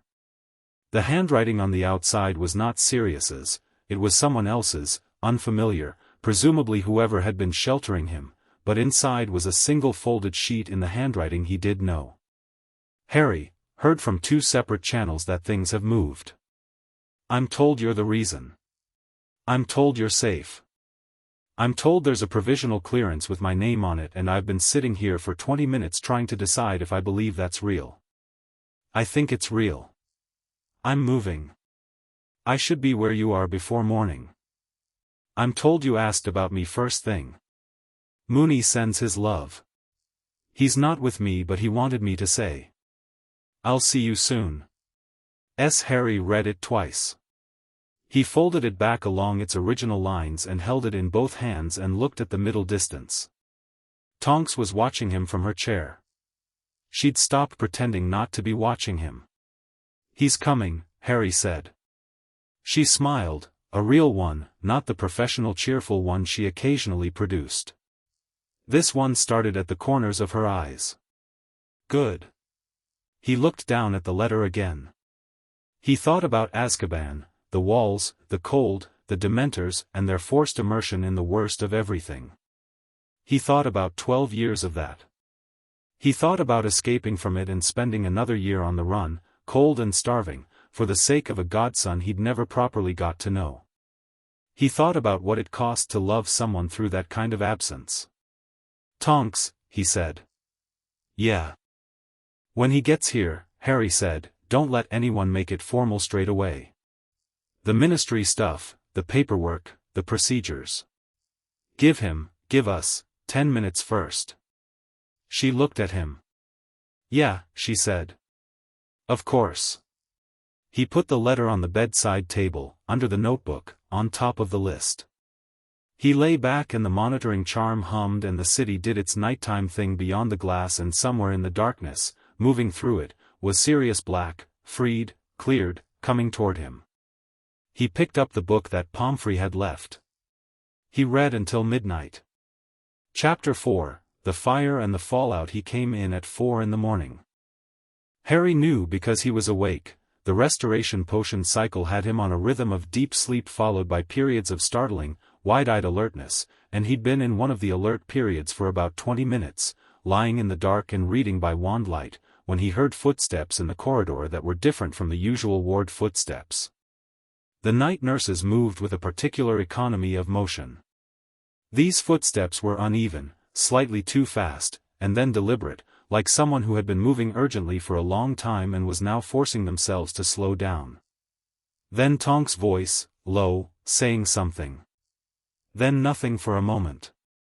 Then the door opened. He was thinner than Harry remembered from the brief chaotic reunion at the end of third year. Thinner and cleaner. Someone had managed to get him proper clothes at some point, dark trousers and a grey shirt that were new enough to still have shop creases, but the thinness was still the kind that spoke of years rather than weeks, the kind that sits in the structure of a person, in the hollows under the cheekbones and the way the collarbone shows. His hair was shorter. His eyes were the same. He stopped in the doorway and looked at Harry. Harry looked back.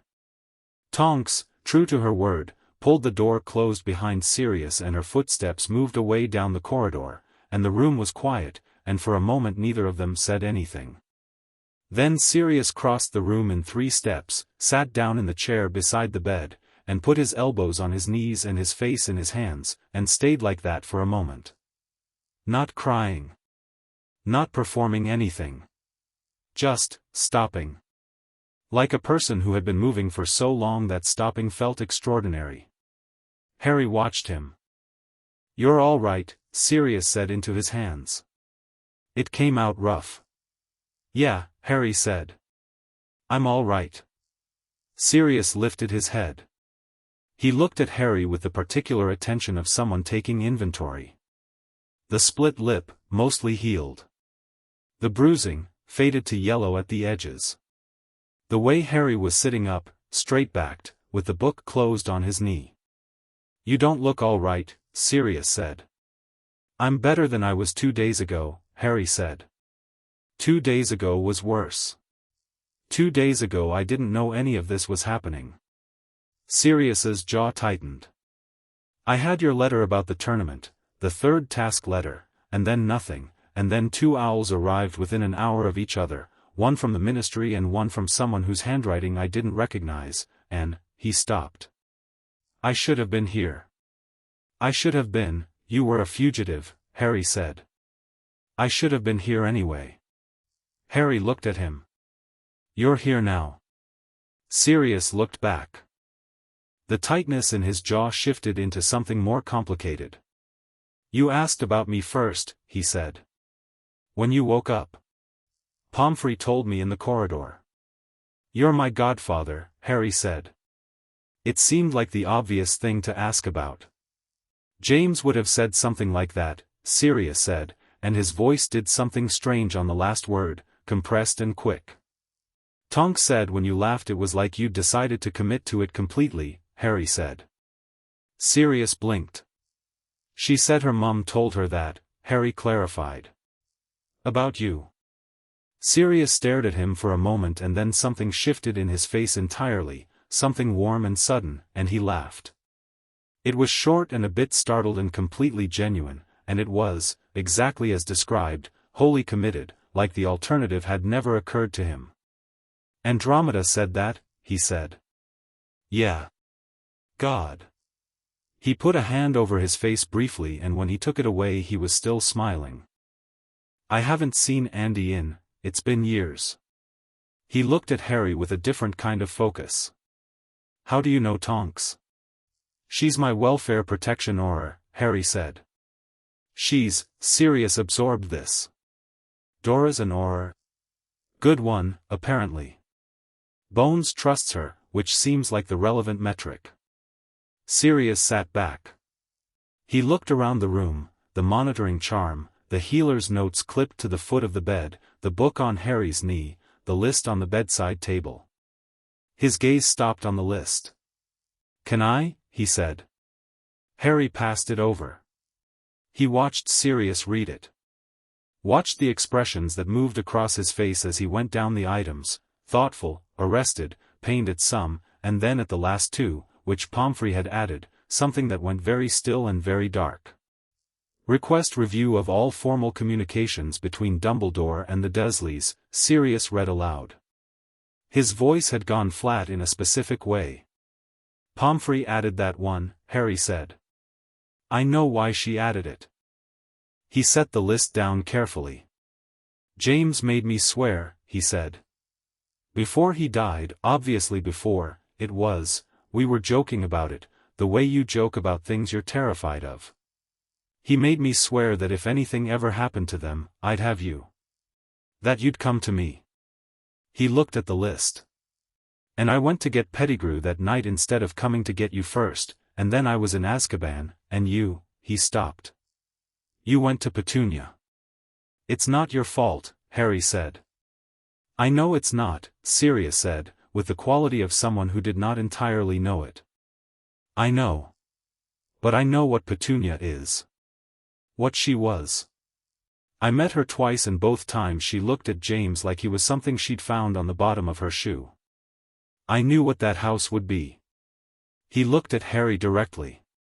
What was it? Harry looked at the monitoring charm for a moment. He thought about how he'd told it all to Amelia, flat and factual, specific detail without performance. He thought about whether Sirius needed the same thing. No. Sirius needed the truth told like truth, not like testimony. So he told him. The cupboard under the stairs. The rationed food. The way Dudley and his gang had made sport of him for years, and the way Vernon had made clear, in 1,000 small and not small ways, that Harry's existence in that house was a debt being endlessly repaid. The particular cruelty of people who convince themselves they are doing the minimum necessary rather than what they actually want. The way it had felt so completely normal that he hadn't had language for it being abnormal until he'd been at Hogwarts for a year and realized that other people's families didn't work that way. Sirius listened without interrupting. His face went through several things. When Harry stopped, Sirius said nothing for about 30 seconds. Then, I'm going to be your guardian. I know, Harry said. And you're never going back there. I know that too. And I'm going to need, Sirius stopped. Took a breath. I'm going to need to not think about Vernon Dursley for a few minutes. Reasonable, Harry said. Because if I think about Vernon Dursley right now I am going to do something that will compromise my provisional clearance on day one, which Dora would never let me hear the end of. Harry almost smiled. Probably not, no. Sirius looked at him. You're very calm about all of this. I've had 2 days to think, Harry said. And I've been making lists. Your father made lists, Sirius said, and this time the sentence landed softly rather than compressing. Lily teased him about it mercilessly. She said he had more lists than thoughts. That can't be right, Harry said. The list is the thought, organized. Sirius stared at him. That is exactly what James used to say. He shook his head. You're terrifying. Voldemort's back, Harry said. I've been told I'm the one who has to deal with that eventually. Being a bit organized seems sensible. The room went quieter. The names sat between them without drama, Harry had made a private decision about that somewhere in the last 2 days, that the name was just a name, that flinching from it was a form of giving ground he didn't need to give. "Tell me about the graveyard," Sirius said. Not the way people usually said it, not with the particular careful dread, the walking on glass quality. Direct. Equal. Harry told him. All of it, again, third time in 2 days, and it was different this time from the Amelia version and different from what he'd told Pomfrey. Sirius listened the way you listen to something that matters personally, not professionally. He leaned forward when Harry described the wand connection, he went very still during the echo figures, and when Harry said my parents were there, they came out of his wand, they talked to me. Sirius made a sound that was very quiet and very brief and then composed himself and said, "What did they say?" And Harry told him that too. He told him that James had said we'll give you time to get away and that Lily had said Harry, you are so loved, and that he'd held on because they'd asked him to. Sirius sat for a moment with his fist pressed against his mouth. Then he said, "That's Lily, exactly. Right down to the bone." "I know," Harry said. "I sort of felt it. That she was really her." "And James," Sirius said, "would have said we'll give you time to get away instead of run, because he never thought of himself as buying time, only giving it." He looked at the window. He was always giving things. They sat with that for a while. The monitoring charm hummed. The London dark outside the window was doing its slow, imperceptible shift toward the color that comes before dawn. "Stay," Harry said. Sirius looked at him. "Not forever. Just, don't go anywhere before morning. Tonks will sort the paperwork when Amelia arrives." He looked at his godfather. "I'd like to sleep with you in the room, if that's not strange." Sirius looked at him with an expression that Harry couldn't entirely read and didn't need to. "Not strange," he said quietly. "Not strange at all." Minerva McGonagall arrived at 9 o'clock with the punctuality of someone for whom lateness was a form of disrespect. She came through the ward door in full Hogwarts robes, tartan trim and all, which struck Harry as both exactly right and slightly incongruous against St Mungo's lime green and white color scheme.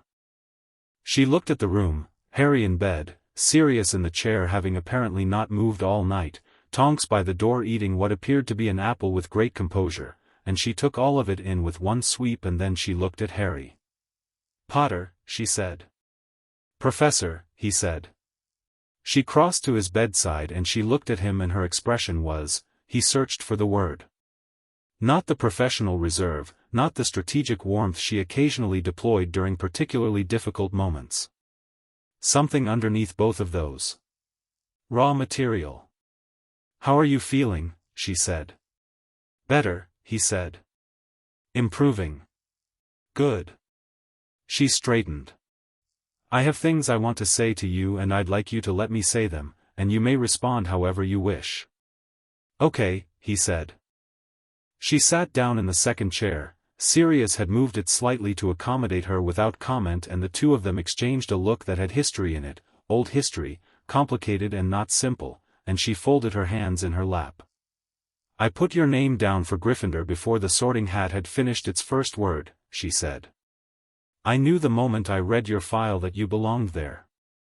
I was right about that. I am not always right but I was right about that." She looked at her hands briefly and then back up. "I was not right about other things. I saw the medical records that Poppy flagged in your first year. I had concerns. I raised those concerns with the headmaster, once, and he gave me the blood ward argument and the strategic necessity and she stopped. I accepted it. Because Albus is very good at explaining why things are necessary, and because I trusted his judgment in a way that I had, by that point, trusted it for 30 years. She looked at him squarely. I should not have accepted it. I should have pushed. I didn't push. I'd like to apologize for that directly. Harry looked at her. He thought about Amelia's words, "Don't thank me yet." He thought about Pomfrey's, "I noted things and I said nothing." He thought about all the adults who had been nearby, who had had access to some version of the truth, who had made their private calculations and arrived at Dumbledore knows best. "I accept it," he said. "The apology." She looked slightly surprised. Not that he'd accepted it, but at how quickly, maybe. How straightforwardly. "That's it," she said. There was something almost careful in how she asked it. "What else would there be?" Harry said. "You saw something wrong and you didn't act on it and you're sorry." "I believe you're sorry. The thing I want is for it to be different going forward." He looked at her. "Will it be different going forward?" She sat up fractionally straighter and said, "Yes." "Then that's enough," Harry said. Sirius made a quiet sound that might have been approval or might have been something more personal. McGonagall glanced at him briefly. "Black," she said. "Minerva," he said. "You look terrible." "I've been in hiding for a year after a decade in Azkaban," he said pleasantly. "What's your excuse?" "I've been managing a school with no defense teacher for the third time in 4 years," she said, with a tartness that suggested she found this genuinely trying. "Moody was technically there," Sirius said. "Moody was technically a Death Eater in a trunk," she said. "The distinction is relevant."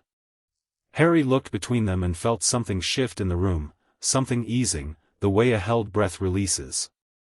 These two knew each other. They had known each other long before he was born. Whatever complicated thing sat between them, it was built on something real. "I have news about the investigation," McGonagall said, turning back to Harry. "The headmaster has been formally requested to provide documentation under the Child Welfare Act. He received it yesterday." She paused. "He's complying." Harry absorbed this. "He's not fighting it?" Sirius said. "He is not." She was quiet for a moment. "I think, and this is my read, not an official one, I think Albus has been doing a great deal of thinking since Tuesday night. I think the speed with which events moved caught him genuinely off guard. I think he expected Poppy's concerns to be heard and addressed within the existing framework." She looked at her hands. "He did not expect Poppy to redefine the existing framework. He underestimated her," Harry said. "He has a habit," McGonagall said carefully, "of underestimating people who defer to him. Because the deference looks like agreement. And she stopped. "He is a very good man. I want to be clear about that. I have known him for 40 years and his intentions have always been exactly what he says they are. But good intentions and full understanding are not the same thing, and he has spent so long being the person in the room with the most information that he has occasionally stopped noticing that other people are people," Sirius said. She looked at him. Then she said, "Yes." The door opened and Pomfrey came in with the morning potion protocol and a look that took in McGonagall, Sirius, and the general atmosphere of the room in approximately 2 seconds. "Good," she said, apparently to the room in general. "You're all awake." She set the tray on the table. "Harry, potion first." "Minerva, there's tea in the consultation room." "Sirius, Amelia Bones is 20 minutes out and Tonks needs your signature on the provisional guardianship form before she arrives." "I haven't been briefed on the provisional guardianship form," Sirius said. "You're being briefed now," Pomfrey said. "Tonks has it. It takes 3 minutes to read and 2 seconds to sign, and it ensures that when Amelia walks in, your legal status in relation to Harry is already sorted and cannot be used as a procedural lever by anyone." She looked at him steadily. "I recommend you not find objections." Sirius stood, looked at Harry, and then at Pomfrey. "Has anyone told you that you're terrifying?" "Frequently," she said. "Go." He went. Harry drank the potion, which still tasted of copper and oak, and McGonagall took the tea option, and the room reorganized itself into the next part of the morning. The confrontation, if confrontation was the right word for something that conducted itself with the precision and restraint of a very controlled detonation, happened at 11 o'clock. Amelia had been in the consultation room with Sirius, Tonks, and Proudfoot for 40 minutes, working through the provisional guardianship documentation and the status update on the Crouch testimony and the progress of the formal Wisengamot petition for Sirius's full clearance, when the ward administrator came to the consultation room door and said, quietly, that Headmaster Dumbledore had arrived. Amelia looked at Sirius. Sirius looked back. He was freshly signed on 3 forms, provisionally cleared, and sitting in a ministry-approved facility with the Director of Magical Law Enforcement. He looked, Harry had noticed that morning, like a man who was slowly remembering how to take up space. Here, Sirius said, or in Harry's room. Harry's room, Amelia said. He should be part of this. She asked Harry first, which Harry noted and appreciated. She came in, told him Dumbledore was here, told him he had the right to refuse the visit, told him that if he agreed she'd be in the room and so would Sirius and Tonks. Nothing is decided in this room today, she said. This is not a negotiation. You don't owe him an explanation or a resolution. This is simply an acknowledgement that this has happened and he knows it. I want to see him, Harry said. She nodded and went to the door. Dumbledore came in and the room rearranged itself around him in the way rooms always did, not because he demanded it, but because he was, inescapably, a presence. He was in traveling robes, dark blue, no particular grandeur. His half-moon glasses.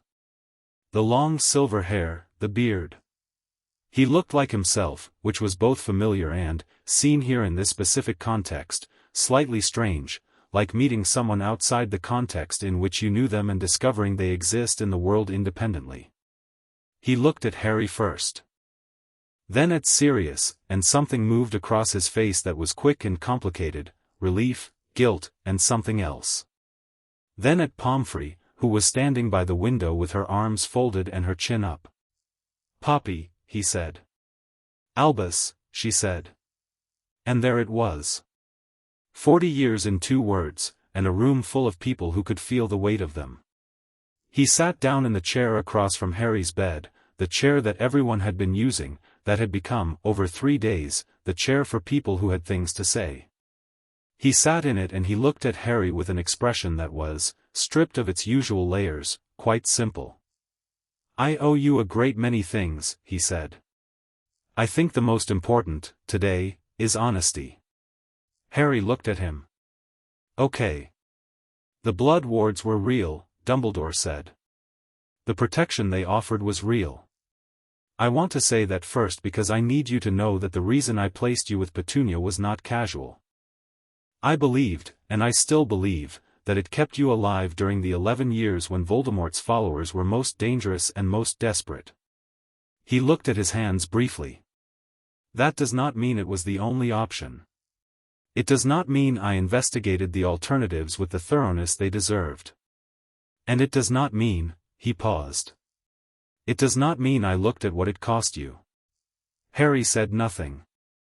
I told myself, Dumbledore continued, that you were resilient. That children are resilient. That the difficulties of your home life were something you would grow through, and that the protection was worth the cost, and that the cost was manageable. He looked up. I was wrong about the last one. And I was wrong to make that calculation on your behalf without your knowledge. You were wrong to make it at all, Sirius said from the corner. His voice was quiet and even. There were other options, Albus. There were people who would have taken him without a second thought. I know, Dumbledore said. I was in Azkaban, Sirius continued. I know I was in Azkaban. But before that, on the night, there were other people. Moody. Minerva. Andromeda. You moved too fast and you moved alone and you didn't consult anyone who loved James, because you were afraid one of them would argue. He paused. Would they have been wrong to argue? Dumbledore was quiet for a long moment. No, he said. They would not have been wrong. The room held that. Harry looked at Dumbledore, really looked, the way he'd been practicing looking at things this week, without the reflex to defer or the reflex to trust, just with his actual eyes. He saw an old man who was very intelligent and very powerful and who had, for a long time, confused being those things with being infallible. He saw someone who was in the process of encountering the gap between those two things and finding it larger than expected. He also saw someone who genuinely cared. That was real. He'd never doubted it was real. What about the prophecy? Harry asked. Dumbledore looked at him. There's a prophecy, Harry said. Isn't there? Something that connects me to Voldemort. I've heard enough around the edges to know it exists. I'd like to know what it says. Pomfrey made a small sound by the window. McGonagall, in the doorway, had gone very still. Dumbledore looked at Harry for a long moment. Then he said, yes. There is a prophecy. And I had planned to tell you when I thought the time was right. When was the time going to be right?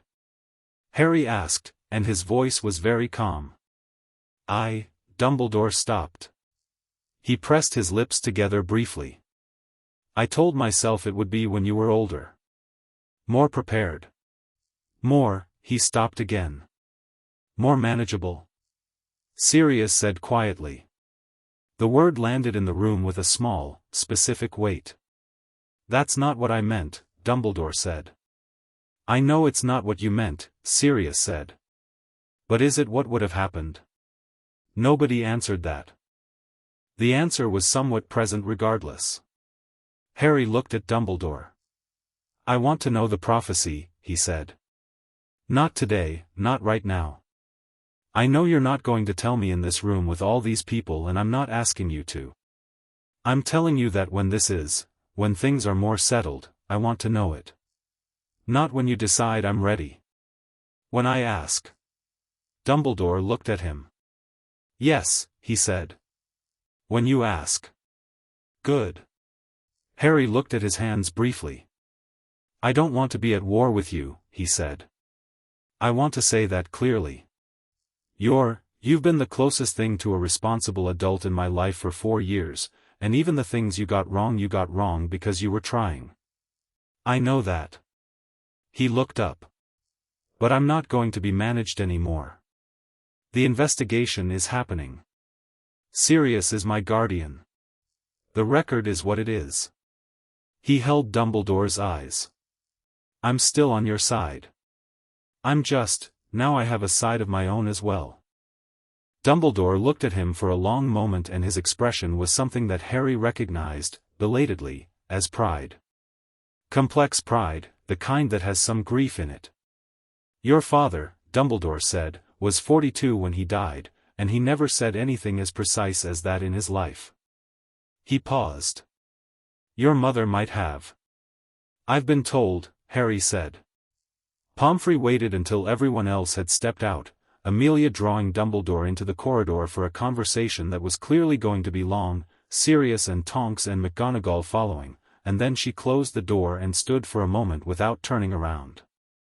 When she turned around, her face was the face of someone who had been professional for a very long time and was currently at the edge of it. You were extraordinary, she said. I just told the truth, Harry said. That, she said, is the hardest version of extraordinary. She crossed to the window and stood looking out at the London afternoon, bright today, unusual for July, the kind of day that exists to make people forgive the previous weeks of grey. He's going to comply with the investigation, she said. All of it. He's already started sending the documentation. I know, Harry said. I could tell from how he came in. He didn't come in to fight. No. She was quiet. He came in to, I'm not sure what word to use. Not apologize. Not exactly. Something between acknowledging and reckoning. Reckoning, Harry said. Yeah. I think so. Does that feel like enough? She asked, and the question was genuine, not rhetorical. Harry thought about it. He thought about it honestly, which meant sitting with it for a moment rather than reaching for the comfortable answer. It feels like a start, he said. Which is different from enough. But it's real. She turned from the window. Yes, she said. It is. A knock at the door, and Sirius's head appeared. Bones wants a word about the Wisengamot hearing timeline. And then I thought, he looked at Harry with a slightly uncertain quality that was new, careful in the way of someone who wanted to get something right. I thought if you're feeling up to it, I could stay this afternoon. Just, here. We don't have to talk about anything significant. I thought I might tell you about your father's worst ideas, in ascending order of catastrophe. Harry looked at him. The afternoon light came through the window at an angle that picked up the gray in Sirius's shortened hair and the particular quality of a face that had been through a lot and was still, underneath it all, recognizable. Yeah, Harry said. I'd like that. Pomfrey moved toward the door, paused at the threshold. She looked back at Harry once, quickly, clinically, the assessment she always ran. Then she said, very quietly, so that only he would hear, well done. She walked out and the door closed gently behind her, and Sirius came in and took the chair, and the afternoon continued its bright, unusual work, and Harry listened to stories about his father and learned, for the first time in his life, the specific and irreplaceable texture of being somewhere he was simply, unconditionally wanted. The monitoring charm hummed. Outside, London went about its business. Inside the consultation room at the end of the ward, Amelia Bones and Albus Dumbledore sat across a table from each other, and the conversation they were having was very long, and very specific, and very necessary, and both of them knew it. Chapter 5, something like Freedom Healer Abra discharged Harry on Friday morning with a list of instructions, a follow-up appointment, and the particular expression of a medical professional who has watched a patient recover faster than expected and is attributing it to factors not strictly physiological. The magical exhaustion is resolved, she said, running her wand in the now familiar arc from crown to feet. The bone repair is solid, better than solid, actually, which I'd attribute to your core rebounding strongly. The bruising is gone. The ribs are healed. She looked at her clipboard. I want you back in 3 weeks for a follow-up on the core restoration. Not negotiable. And if you do anything in the next 10 days that puts significant demand on your magical core, sustained spellcasting, anything combat adjacent, you'll feel it. Not dangerously, but unpleasantly. Your body will tell you clearly that it's not ready. What counts as combat adjacent? Sirius asked from the doorway. He had the careful quality of someone taking notes. Dueling, sustained defensive casting, anything involving a connection to another magical practitioner's core. She looked at Sirius steadily. Ward casting is fine in moderation. Standard charms and transfiguration are fine. Common sense applies. She paused. I'm told common sense is not always the household strong point. Who told you that? Sirius said. Tonks, she said. Tonks, he said, has known me for 4 days. She's a quick study, Abra said pleasantly, and handed Harry the discharge parchment to sign. Harry signed it. The monitoring charm dissolved from his left wrist with a faint pop, like a soap bubble, and the absence of its constant hum was strange for a moment. He'd grown used to it, the low background assurance that something was paying attention to his pulse. Without it the room felt slightly quieter and he felt slightly more his own. He dressed in clothes that Sirius had produced from somewhere, new, proper clothes, his actual size, which was a novelty so specific and so mundane that it sat in his chest with a weight that was disproportionate to what it was. Jeans that fit. A dark green jumper that wasn't Dudley's enormous hand-me-down gray. Shoes that didn't need 2 pairs of socks to stay on. He looked at himself in the small mirror above the sink and thought, for the first time and he couldn't say how long, I look like a person who lives somewhere. Tonks was in the corridor with a ministry bag over her shoulder and the particular focused energy of someone who had spent 3 days eating hospital food and was ready to be somewhere with a proper kitchen. She'd settled on dark red hair this morning, shoulder length, which Harry had come to understand as her competent mode. She shifted toward it when there were logistics to manage. Right, she said. Sirius has the Fidelius on the safe house sorted as of this morning. I've got the address in here. She patted the bag, the provisional guardianship documentation in triplicate, the ministry protective detail schedule for the next 2 weeks, and a contact orb linked directly to Bones. She looked at Harry. Ready? Yes, Harry said. Where are we going? Grimmauld Place, Sirius said, coming up behind him. 12 Grimmauld Place. It's the old family house. It's not, he stopped. He made the face of someone choosing words carefully. It's not a cheerful house. It has a long history of people with bad politics living in it and making unfortunate decorating decisions. But it has excellent wards, it's completely secret, and Creature has been maintaining the structure for years, so it's at least structurally sound. Tonks offered. That's the word I was reaching for. He looked at Harry. I want to be clear that the aesthetic is not what I'd have chosen. Sirius, Harry said. I lived in a cupboard for 10 years. My bar for accommodation is extremely low. Sirius looked at him for a moment. Then he said, very evenly, we are going to talk about that more later, when I've had more time to not be furious about it. Okay, Harry said. Not at you, Sirius said. To be absolutely clear. Not at you. I know, Harry said. Pomfrey was waiting in the ward reception with a bag of her own, potions, follow-up instructions, a small notebook she pressed into Harry's hands with the instruction to write things down when they occurred to him, because that had clearly been productive, and she looked at him with the professional assessment one last time, running it quick and thorough. You'll write, she said. It was not a question. Yes, Harry said. And you'll take the potions on schedule. Not approximately on schedule. On schedule. Yes. And if anything feels wrong, magic, physical, anything, you go directly to Healer Abra. Not me. She's better equipped for the restoration protocol. She said this with the quality of someone making a statement she'd already made peace with. You're better at Bones, Harry offered. I am significantly better at Bones, she agreed without false modesty. But this is her specialty. She looked at him for a moment longer than strictly clinically necessary. You have my address. Not the school address. My personal address. He looked at her. You gave me your personal address? I did. She said it simply. Write if you need to. He looked at the card she'd tucked into the front of the notebook. Her handwriting, small and precise, no flourishes, with an address in Edinburgh and what appeared to be both an owl address and a Muggle telephone number. You have a Muggle telephone, he said. My sister is Muggle-born, she said. We've been adapting since 1974.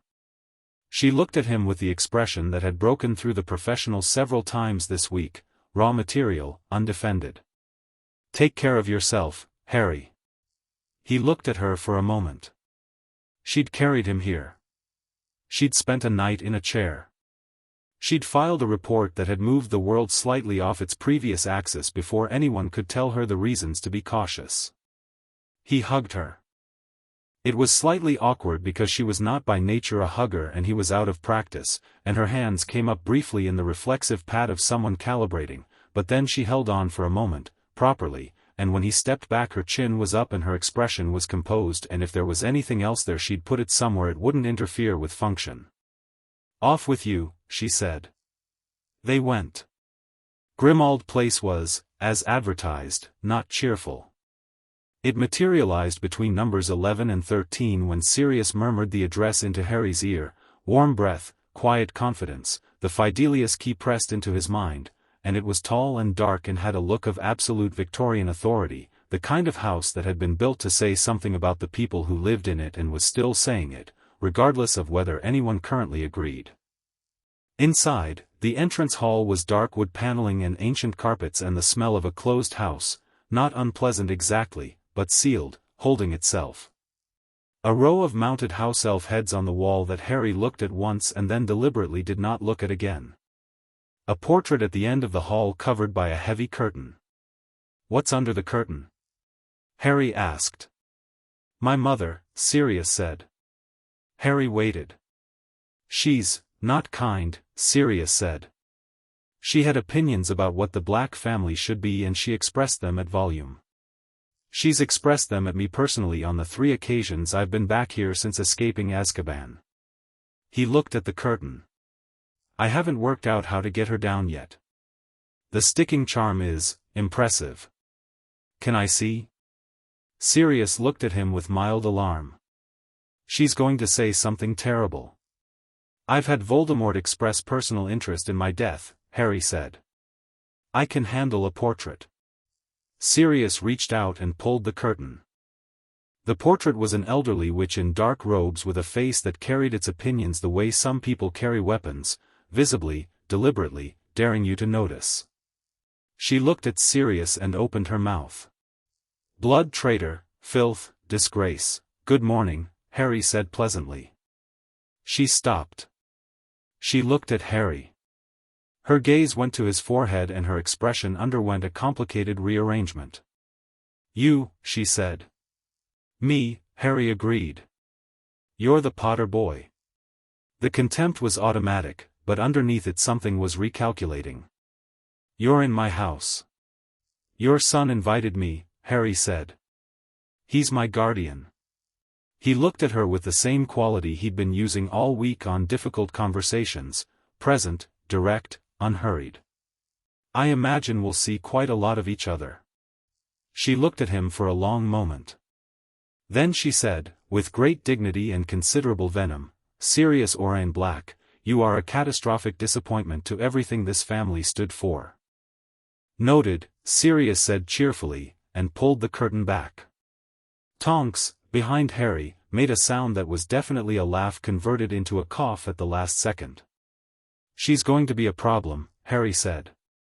She's been a problem since 1925, Sirius said. I've been managing. Come and see the kitchen. Creatures had it clean at least, if nothing else. The kitchen was in the basement and it was large and old and had a fireplace at one end that was clearly set up for Flo and a table that could have seated 12. It smelled of dust and old stone but there were clean dishes and the range looked functional. Creature was in the corner, ancient and bent and regarding Harry with an expression that was approximately as welcoming as the portrait. Master has brought the blood traitor's brat, Creature said, to no one in particular. Creature, Sirius said, with the weary patience of long acquaintance, we've talked about this. Creature has talked to no one, Creature said. Creature only talks to himself. Creature's mistress is crying in her portrait because Master brings filth, Creature, Harry said. The house elf stopped and looked at him. My name is Harry, Harry said. I'll be living here for a while. I'd appreciate it if you could manage the house and I'll try to stay out of your way. He paused. Is there anything you need? Creature stared at him.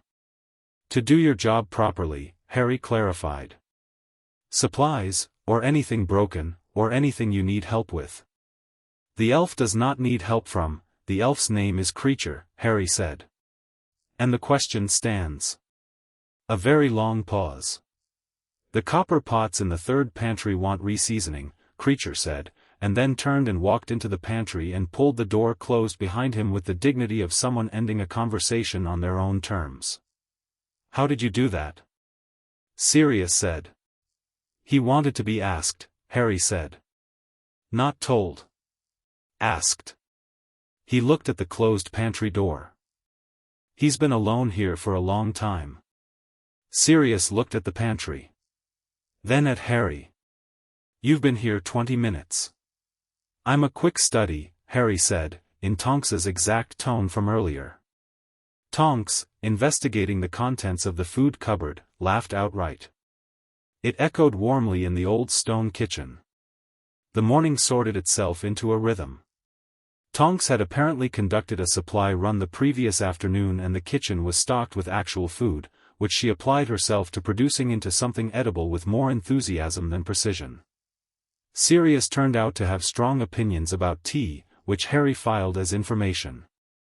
There were bedrooms on the upper floors. Sirius had prepared one, clean and aired, that Harry suspected was not the room Sirius had grown up in because the walls had been stripped of whatever had been there before, and the bed was new, and there was a window that looked out over the grey London street with its line of identical houses. It was not the Dursleys' house. The difference was not the size or the furnishings. It was something in the air of it, the quality of being somewhere he was welcome. He unpacked his bag, which didn't take long because his worldly possessions were not numerous, and then he sat on the bed and wrote letters. He wrote to Hermione first, because she would be worrying and the worry would be systematic and thorough and would only be relieved by information. He told her what had happened, not all of it, a careful version, the broad strokes, and that he was all right, and that he was at a new address, and that he'd explain more when he could. He told her to write back because her letters made him feel smarter. He wrote to Ron second, a shorter version because Ron needed the essential facts and emotional reassurance and not the systemic detail. He said, "Everything changed and I'll explain when I can, I'm safe, I'm with Sirius, write back." He thought about this and added, "Your mum is going to hear about this and she's going to want to come over and possibly bring casserole. Just a prediction." He thought about writing to Cedric's parents and picked up the quill and put it down twice before actually starting. That letter took 45 minutes and 3 drafts, and when he was done he read it back and it said, essentially, I was with him. He was brave and kind and I'm sorry. He didn't deserve it. I'm sorry. It was not eloquent but it was true, and the truth of it felt more important than the eloquence. He folded all 3 letters, addressed them, and went downstairs to find an owl. Sirius had 3 owls in a room off the entrance hall that was apparently called the study but looked more like a library that had been in an argument with itself. The owls regarded Harry with the incurious superiority of their kind. "Take whichever one isn't moody," Sirius said, from the doorway with 2 cups of tea. "They all look moody," Harry said. "The one on the left is merely dignified. She'll go." Harry sent the dignified owl with all 3 letters and took the tea and stood in the hallway with Sirius and felt the house around them, old, sealed in, holding its history in the walls. It was not a cheerful house. But it was doing something right now that it probably hadn't done in a long time, which was containing people who were glad to be in it. "Tell me what the days look like," Harry said. "What we're doing. What the plan is." Sirius looked at him. "You want to plan?" "I want to understand my circumstances," Harry said. "Which requires knowing the shape of things." Sirius leaned against the doorframe. "Right. Amelia's investigation is ongoing, she'll want periodic access to you for follow-up, nothing intensive. The Wisengamot hearing for my full clearance is in 10 days. Before that there's a formal guardianship hearing, which is mostly paperwork but requires our presence." He ticked them off. "Dumbledore is providing documentation to the Child Welfare Office. The investigation into the Dursleys has been referred to both Wizarding and Muggle authorities. The Muggle side is moving more slowly but it's moving. The Dursleys don't know any of this is happening," Harry said. "Not yet." Harry thought about this. "Good. I don't want to be there when it does." "You won't be." Sirius looked at him. "The blood wards are the complication. The magic in them requires a living Dursley to anchor them and your residence there to activate them. Now that you're not in residence, they're still technically in place but inactive, you're not protected by them anywhere except that house, and you're not in that house, so they're useless," Harry said.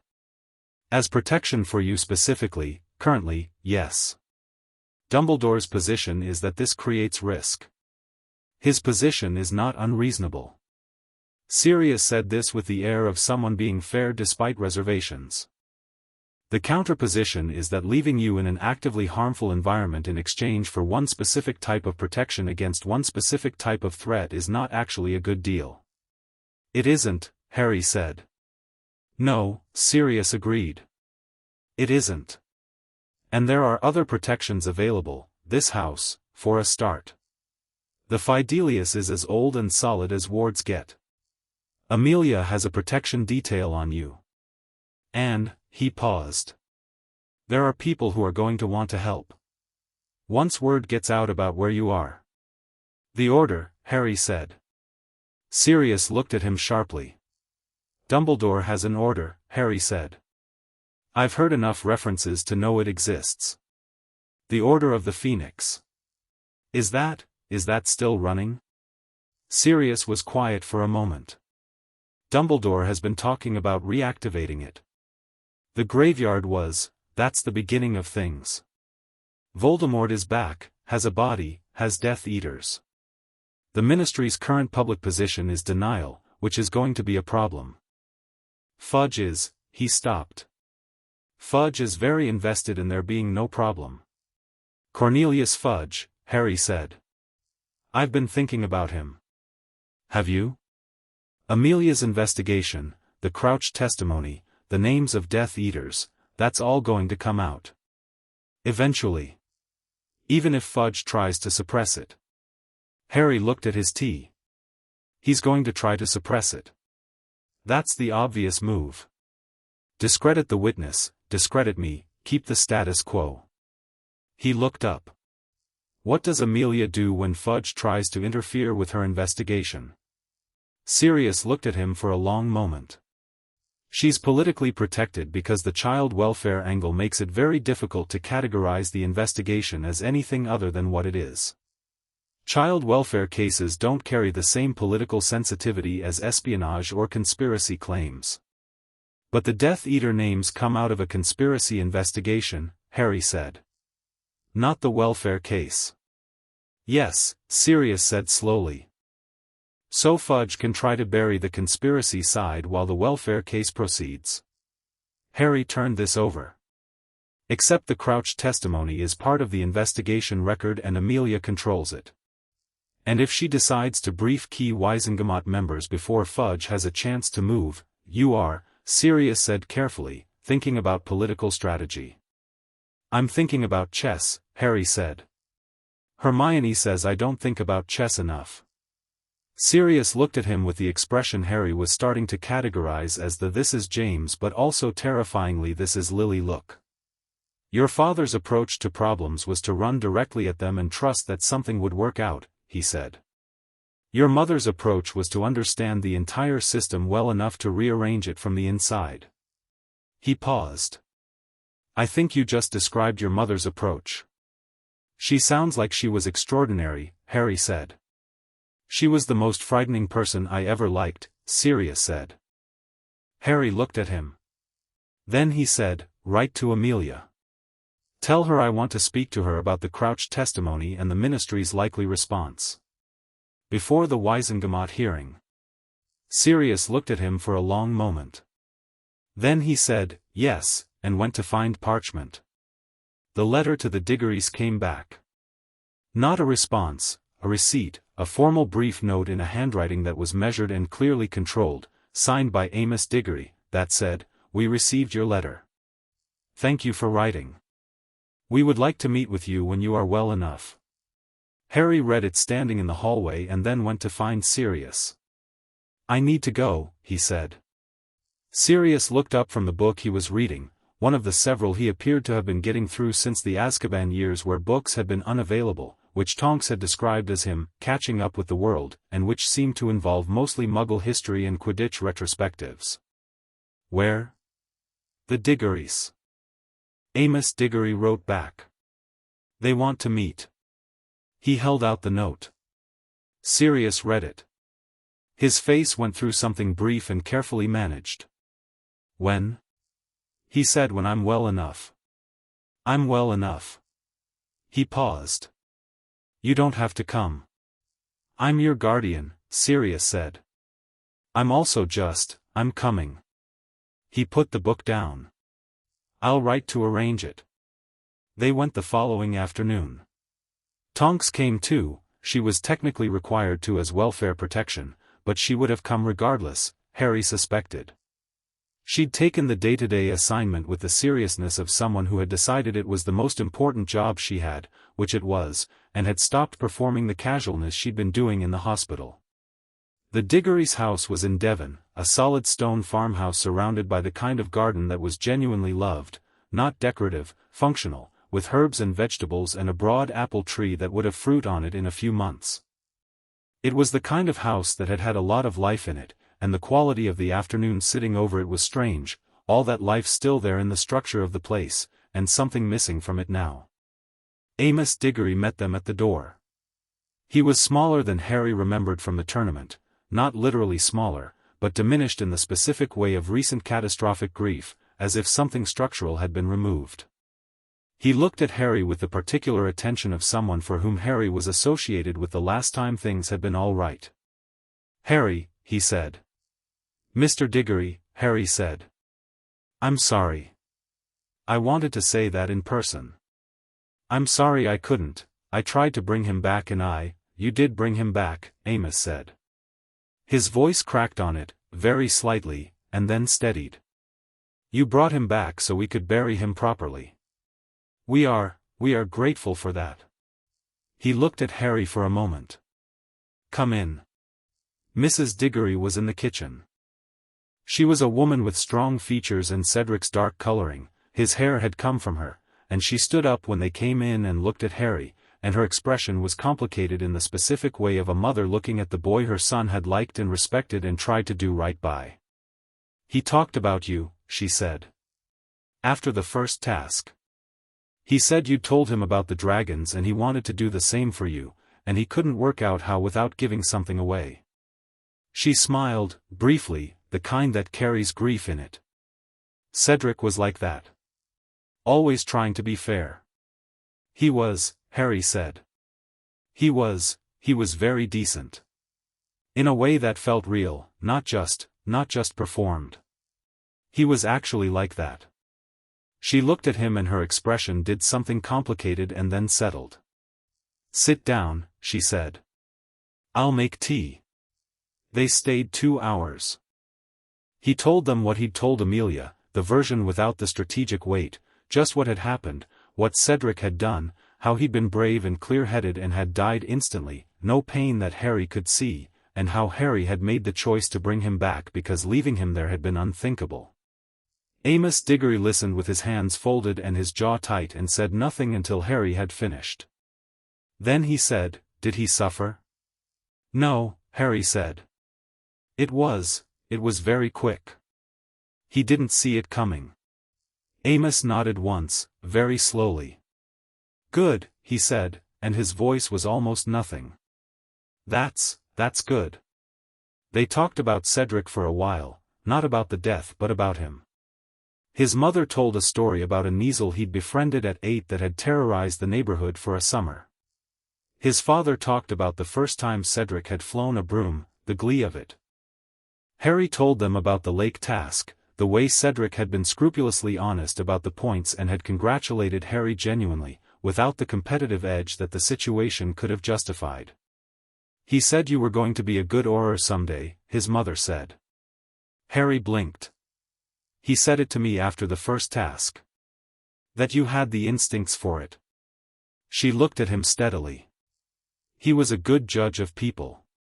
Harry held on to that on the drive back. Tonks had decided to use a ministry car rather than apparate, partly logistics and partly, Harry suspected, she thought the drive would be good for him.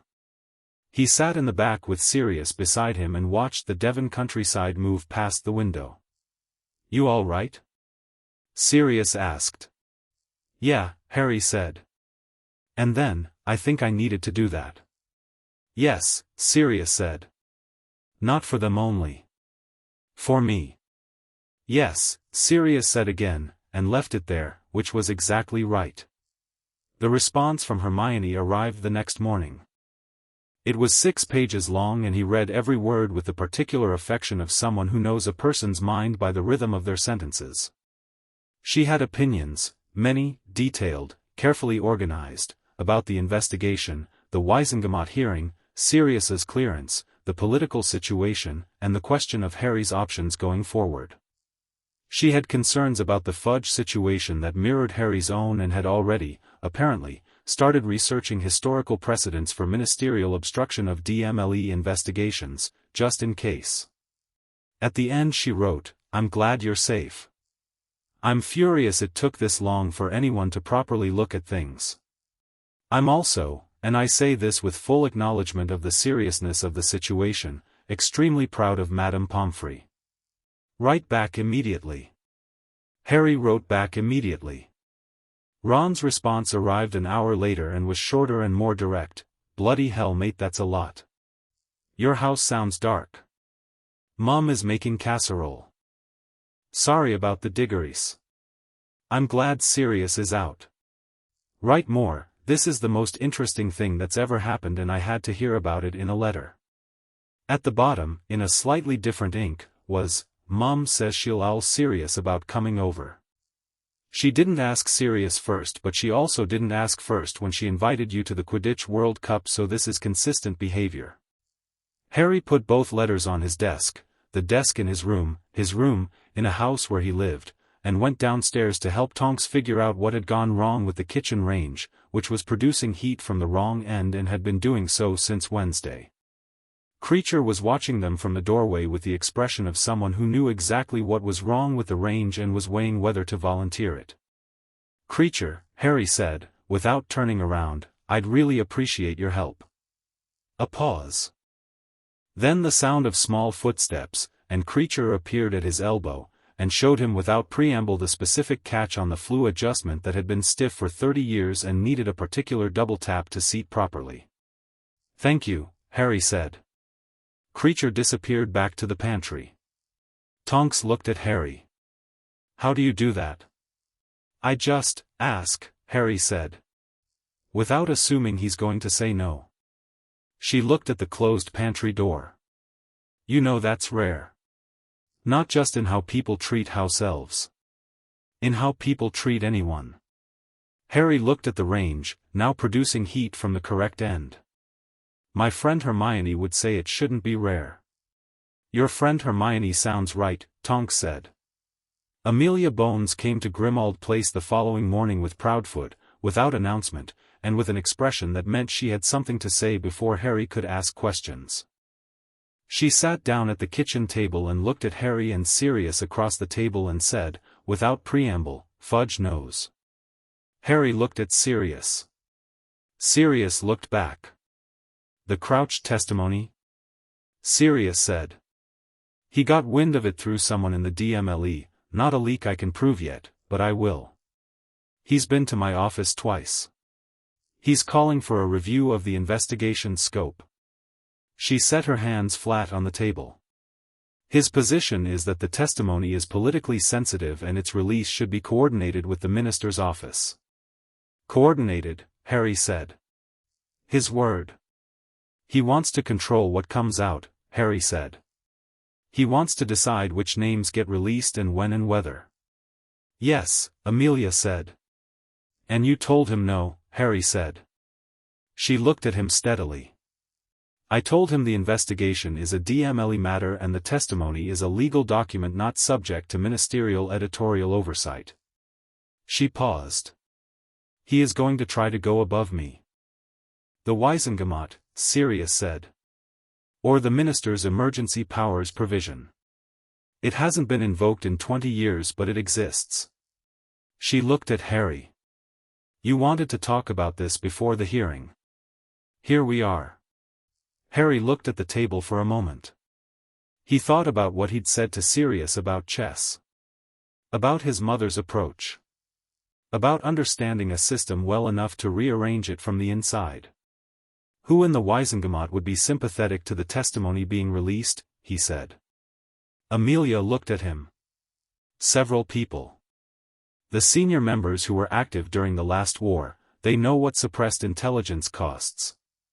Augusta Longbottom is vocal and fearless. Griselda Marchbanks doesn't take direction from anyone. She paused.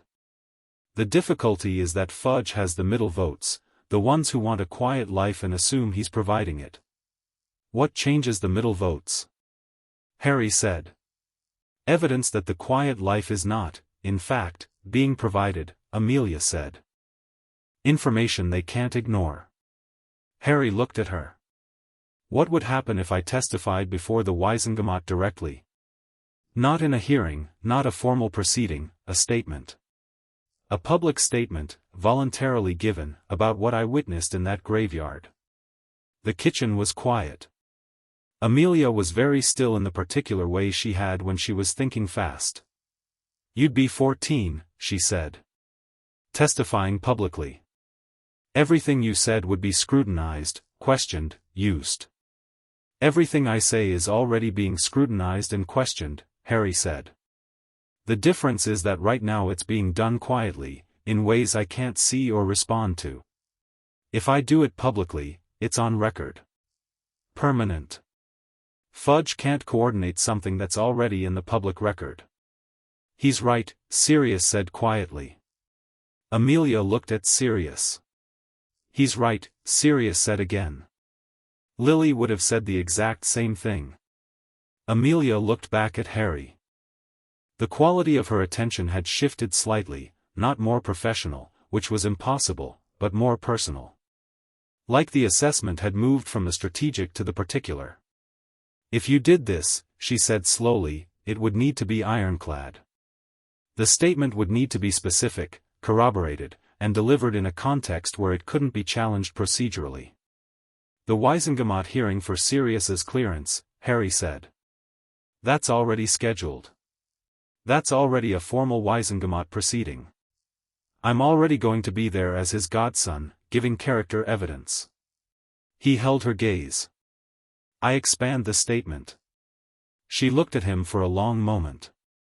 Then she opened her case and took out a blank sheet of parchment and slid it across the table with a quill.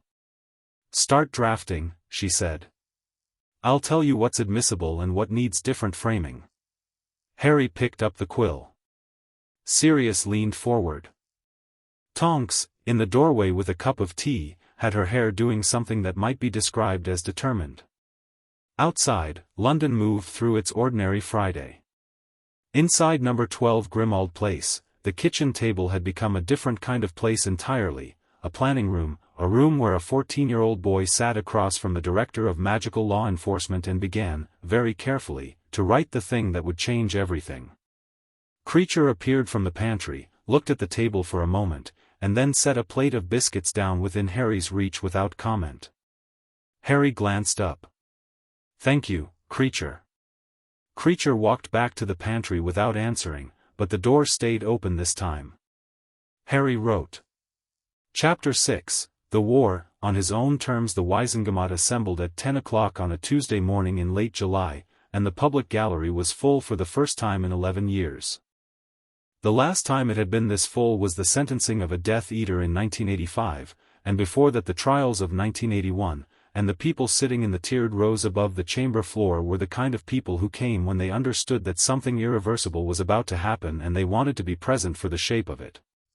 Journalists, legal observers, older witches and wizards who had lived through the First War and recognized the particular quality of a morning that was going to divide time into before and after. Harry sat in the anteroom behind the chamber with Sirius on his left, Amelia on his right, and the draft statement in his inside pocket, folded along lines he'd refold so many times in the last 4 days that the parchment had gone soft at the creases. He'd reread it this morning over breakfast. Tonks had made eggs with the same cheerful imprecision she brought to all cooking, slightly too much pepper, slightly uneven, and it had said what he wanted it to say, in the order he wanted to say it, and he'd put it back in his pocket and not touched it again. He didn't need to read it. He knew it. "There are 240 people in that gallery," Proudfoot said, coming in from the corridor with the particular expression of a man who had checked the numbers because that was the kind of thing he did. "The public seats were open at 7 this morning. They were full by 7:30. "Word got out," Sirius said. "Word always gets out," Amelia said. She looked at Harry. "Are you ready?" "Yes," Harry said. "You don't need to be," she said. "Ready. You can change any part of this, right now, and nothing bad happens." "I know," Harry said. "I'm ready." She held his gaze for a moment and then nodded.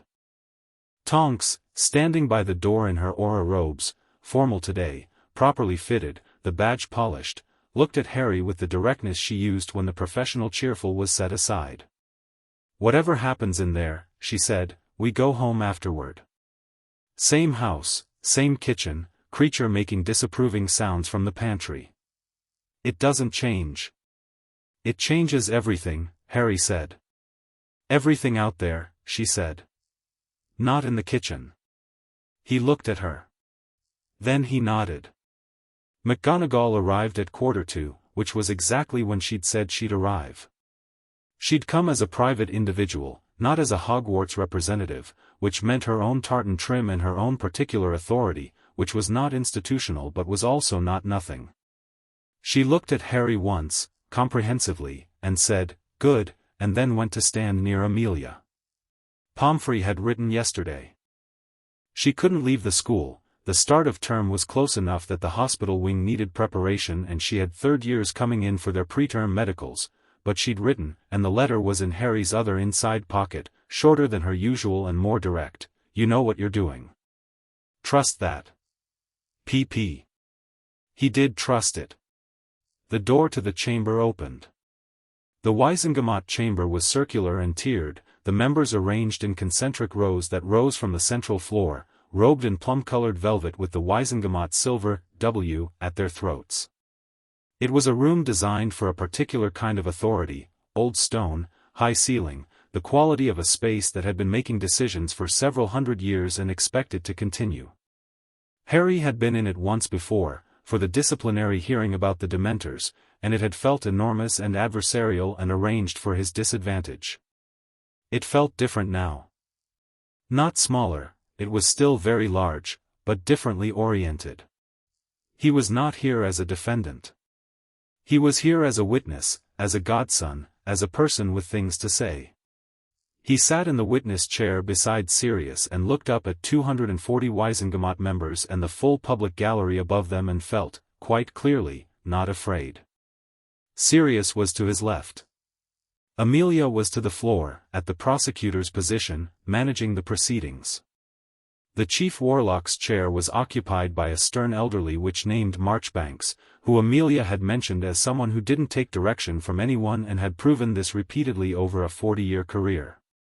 Dumbledore had recused himself from this specific hearing, which was appropriate given his position in the investigation and which had been done cleanly, without drama. Cornelius Fudge was in the ministerial observation seat to the right of the main tier, a specific seat, elevated, with a view of the full chamber. He was wearing robes that were slightly too formal for a Tuesday and an expression of a man who had spent the last 4 days attempting to gain procedural leverage on a situation that kept moving faster than he could move. He looked, Harry thought, like someone holding a very small umbrella in a large storm. The hearing opened. Marchbanks, who had the crispness of someone who considered procedural formality a virtue rather than a performance, laid out the formal case, the provisional clearance instrument issued by Director Bones, the testimony of Bartemius Crouch Jr. under Veritaserum, the petition for full clearance on behalf of Sirius Orain Black. The Crouch testimony summary was read into the record. Harry watched the chamber as it was read. He watched faces. He watched the way information moved through a room, the older members who were already nodding, who recognized the bones of what they were hearing because they'd been there the first time. The younger members processing it against their existing understanding of a world in which the official version had been that Sirius Black was a confirmed mass murderer. The middle of the chamber, the ones Amelia had called the quiet life votes, doing the specific calculation of what this cost them against what it cost them not to respond to it. He watched Fudge. He watched the moment when Fudge understood what was in the Crouch testimony and made the decision, visible in the small tightening around his eyes, that he was going to challenge it. He stood up. He used the ministerial observer's right to interject, which existed for procedural reasons that had never anticipated quite this specific application. "Chief Warlock," he said, in his most reasonable voice, "I must raise a concern regarding the reliability of testimony obtained from an individual who was at the time of its collection under significant impairment of judgment. The use of Veritaserum testimony is admissible under Section 42 of the Wizarding Evidence Act and has been since 1897, Marchbanks said, with the tone of someone who has been citing this statute for 30 years and is mildly entertained by the attempt to challenge it.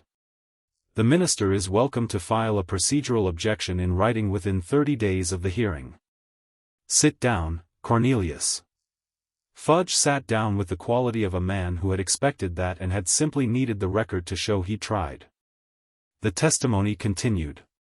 When it was done, when the final name had been read into the record and the specific shape of the graveyard had been laid out before 240 people and a full gallery, the chamber was quiet in the particular way of a room recalibrating. Marchbanks looked out at the chamber. The petition also requests a voluntary statement from Harry James Potter, witness to the events of the 24th of June, godson of the petitioner, and subject of an active child welfare investigation. This statement is given voluntarily and is not a formal deposition. It will be received and recorded. She looked at Harry. Mr. Potter. Harry stood up. He was aware of 240 people and a full public gallery and whatever journalists were already composing their leads in their heads and whatever ministry employees were preparing memos and whatever Fudge was thinking from his elevated seat. He was aware of all of it and he let it be peripheral. He looked at the chamber and he spoke. He said, "On the night of the 24th of June, I was transported by a portkey to a graveyard in Little Hangleton. I did not choose to go. The portkey was the Triwizard Tournament Cup, which had been enchanted for that purpose by Bartemius Crouch Jr., acting on the orders of Lord Voldemort." He said the name clearly, without drama. He heard the chamber's particular flinch, the indrawn breath, the rustle of robes. He let it settle and continued. He spoke for 22 minutes. He said everything. He said it in the order it had happened, and he said it plainly, and the only thing he edited was internal. He kept his own fear out of it, not because he wanted to appear fearless but because his fear wasn't the point and he knew it. The point was what had happened. The point was what was true. His fear was private and he would keep it private and tell it only to people who had earned it, which was a short list. He described the resurrection ritual. He described the Death Eaters gathering in the graveyard, identities masked at that point, and the specific comments Voldemort had made about those identities, the ones who had looked for him and the ones who had not and the ones who had imprisoned themselves to avoid suspicion. He described the Cruciatus. He described the wand connection, carefully, with the vocabulary Amelia had helped him find that made the magical mechanics accessible rather than obscure. He described the echoes. He said, "My parents came out of his wand." He said, "My father told me to hold on." He said, "I held on." He described reaching Cedric, the portkey, the return. He said, "I am telling you this because it is true, and because the truth being in the public record is not the same as the truth being privately known by the people who manage information about me. I am telling you this because Voldemort is back, and I was there, and I am the only person who can tell you what it looked like." He said, "I am 14 years old, and I have been the subject of active care and strategic management since I was 15 months old, and I would like, from this point forward, to be a participant in the decisions that affect my life and the lives of the people around me. This is not defiance. This is the minimum condition of being a person." He sat down. The chamber was silent for a moment. Then Augusta Longbottom, in the third row, thumped her walking stick on the floor once, sharply, and said, "Here, here," in a voice that carried magnificently to every part of the room. Something moved through the gallery. Not chaos, the chamber's wards were too old and too well maintained for chaos, but the particular quality of a room in which 240 people were in the process of deciding something, and finding that they agreed. Fudge stood up. "Chief Warlock," he said, and his voice had the quality of someone who has decided that calm authority is his best remaining option, "I want to be absolutely clear that the ministry takes the events described, by the witness, by the testimony, with the utmost seriousness. The minister's office has been in ongoing, Cornelius," Marchbanks said, with a patience that was the particular patience of a woman who has been dealing with well-intentioned men for 4 decades and has developed efficient handling methods. "Sit down." He sat. The vote on Sirius Black's full clearance took 6 minutes. It was not close. Outside the chamber, in the long marble corridor that ran behind the Wiesengemot's public entrance, Sirius stopped walking and stood very still for a moment. Harry stood beside him. "Full clearance," Sirius said. He said it to the middle distance, to no particular person. 12 years and a year on the run and he stopped. He pressed his fingers against his closed eyes briefly. 12 years. "Yes," Harry said. Sirius lowered his hand. He looked at Harry with the expression that had been appearing more often over the last week, the one that was still calibrating, still learning what it was like to have this particular person in front of him in the world, not as a memory or a responsibility but as a real human presence. "You didn't have to do that," he said. "The statement. You didn't have to do it today." "I know," Harry said.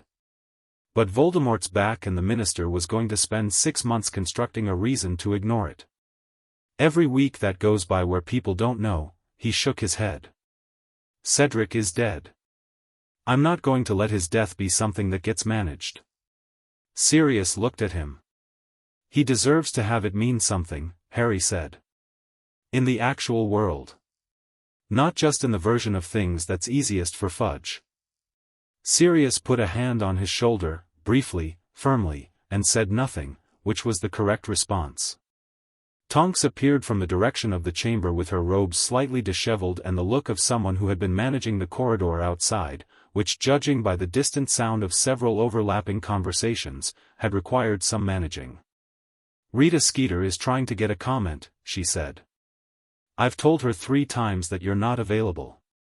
She's being creative about what counts as available." "Tell her I'll speak to the prophet directly," Harry said. "Not to her. To whoever her editor is." Tonks looked at him. "If the story's going to be written," Harry said, "I'd rather it be written from something I actually said to someone I could make accountable for how they use it." He paused. "Hermione will have a view on this." "Hermione is 14, Tonks said. "Hermione at 14 has better political instincts than half the people in that chamber," Harry said. Amelia appeared, precise and focused, case under her arm. "The vote is being formalized. Full clearance documentation will be ready within the hour."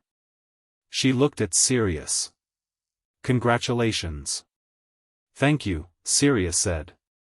"For all of it." She gave him a look that was brief and warm and then professional again. "The Fudge situation is going to escalate," she said. "He's cornered and he knows it. A cornered Fudge is not dangerous exactly, but he is loud and he has the Daily Prophet's editor at his Christmas parties every year." Harry just said, Tonks began. "I know what I'd like to do about the Prophet," Harry said. "Can we set it up?"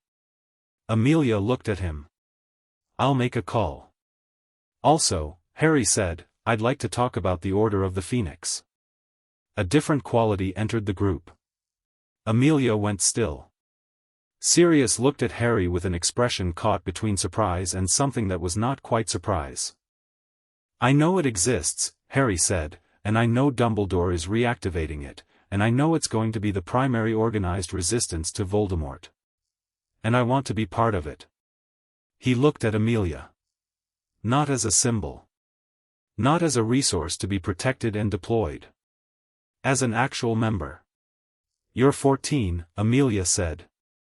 "Voldemort held me in a graveyard and used my blood in a resurrection ritual," Harry said, pleasantly. "The age concern is noted, but I think the horse may have already left the barn."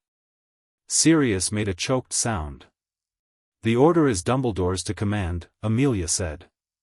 "I know," Harry said. "I'm not asking you to change that. I'm telling you my terms before I have the conversation with him." He looked at her steadily. "I'm going to be involved in this war because I don't have a choice about being involved in this war. The only choice I have is whether I'm involved on my own terms or someone else's." He paused. "I know what I'm walking into. I'm not walking in blind." Amelia looked at him for a long moment. Then she said, "I'll set up the Prophet meeting for Thursday." She picked up her case. "One thing at a time. The owl arrived at Grimmauld Place 2 hours after they got home. It was Fawkes. The phoenix landed on Harry's desk with the uncanny grace of his kind, settled his wings with deliberate composure, and extended a leg bearing a small sealed note. Harry looked at the bird for a moment, the warm gold and red of him, the eye that held something too deep and steady to be ordinary, and then took the letter. It was short. Harry, when you're ready. Not before. I'll wait. Albus. Harry read it twice. He folded it and put it in the drawer with the other letters he was keeping, Pomfrey's, Hermione's, the Diggory receipt, the one from Sirius's first night that he hadn't been able to throw away. He looked at Fawkes. Tell him Wednesday, he said. Fawkes regarded him with calm gold eyes, spread his wings, and was gone between one breath and the next in a warm flash that left no smoke. Wednesday was warm for late July, and Dumbledore came to Grimmauld Place in the early afternoon, which was itself a statement. He was coming to Harry's territory, not summoning Harry to his. He arrived through the flue with the tidiness of someone who'd been doing it for 60 years, looked around the kitchen with an expression that took in the cleaned range and the biscuit plate and the faint sounds of creature in the pantry and the general evidence of a house that was slowly becoming a home, and sat down at the table. Sirius was present. Harry had asked him to be. Tea was produced by no one in particular. Sirius made it, in the opinionated way he approached tea, and the three of them sat at the kitchen table while the afternoon came through the high basement windows. I watched you in that chamber, Dumbledore said. I was not in the chamber, as you know. But I read the transcript immediately. He looked at Harry over his half-moon glasses. It was exactly right. Thank you, Harry said. I've been told you want to be part of the Order. Yes. And your terms? Informed and consulted, Harry said. Not on everything. I understand operational security. I understand that there are things I shouldn't know because knowledge is a vulnerability. But on the things that directly concern me and the things I can contribute to meaningfully, yes. Informed and consulted. Dumbledore looked at his tea. And I want to train, Harry said. Properly. Not defense against the dark arts syllabus, that can be what it is. But actual combat preparation. Actual magical development. I know what I'm going to need to face and I want to be ready for it. He held Dumbledore's gaze. I want you to be part of that training. I'm asking you to be. Not because I'm the chosen one and you're the only one qualified. Because you're good at it and I'd rather have you teaching me than not. Something moved across Dumbledore's face that Harry had not seen there before. Not the measured warmth or the strategic gentleness. Something more direct than both. You're asking me, he said. Yes, Harry said. Not accepting what you decide to give me. Asking for what I want. Sirius was very quiet on Harry's left. Dumbledore was quiet for a moment. Then, the prophecy. You asked for it when you were ready. I'm ready, Harry said. Another pause. Longer. The kitchen sounds, the range, the distant pantry, London above, continued their ordinary work. The one with the power to vanquish the Dark Lord approaches, Dumbledore said, and his voice had a quality Harry hadn't heard in it before, older and less managed. Born as the 7th month dies. And the Dark Lord will mark him as his equal, but he will have power the Dark Lord knows not. And either must die at the hand of the other, for neither can live while the other survives. The word sat in the kitchen. Harry looked at the table. He turned the prophecy over, slowly, the way he turned difficult things, not reaching for a response, just letting it exist and seeing what shape it had. Power the Dark Lord knows not. Neither can live while the other survives. He marked me as his equal, Harry said. The scar. Yes. So it had to be me or Neville Longbottom. He'd worked this out from the first line on the walk over from the Wizengamot 2 days ago. Born as the 7th month dies. Neville's birthday is the 31st of July too. Dumbledore looked at him. Yes. He chose me because of my parents. Harry looked up.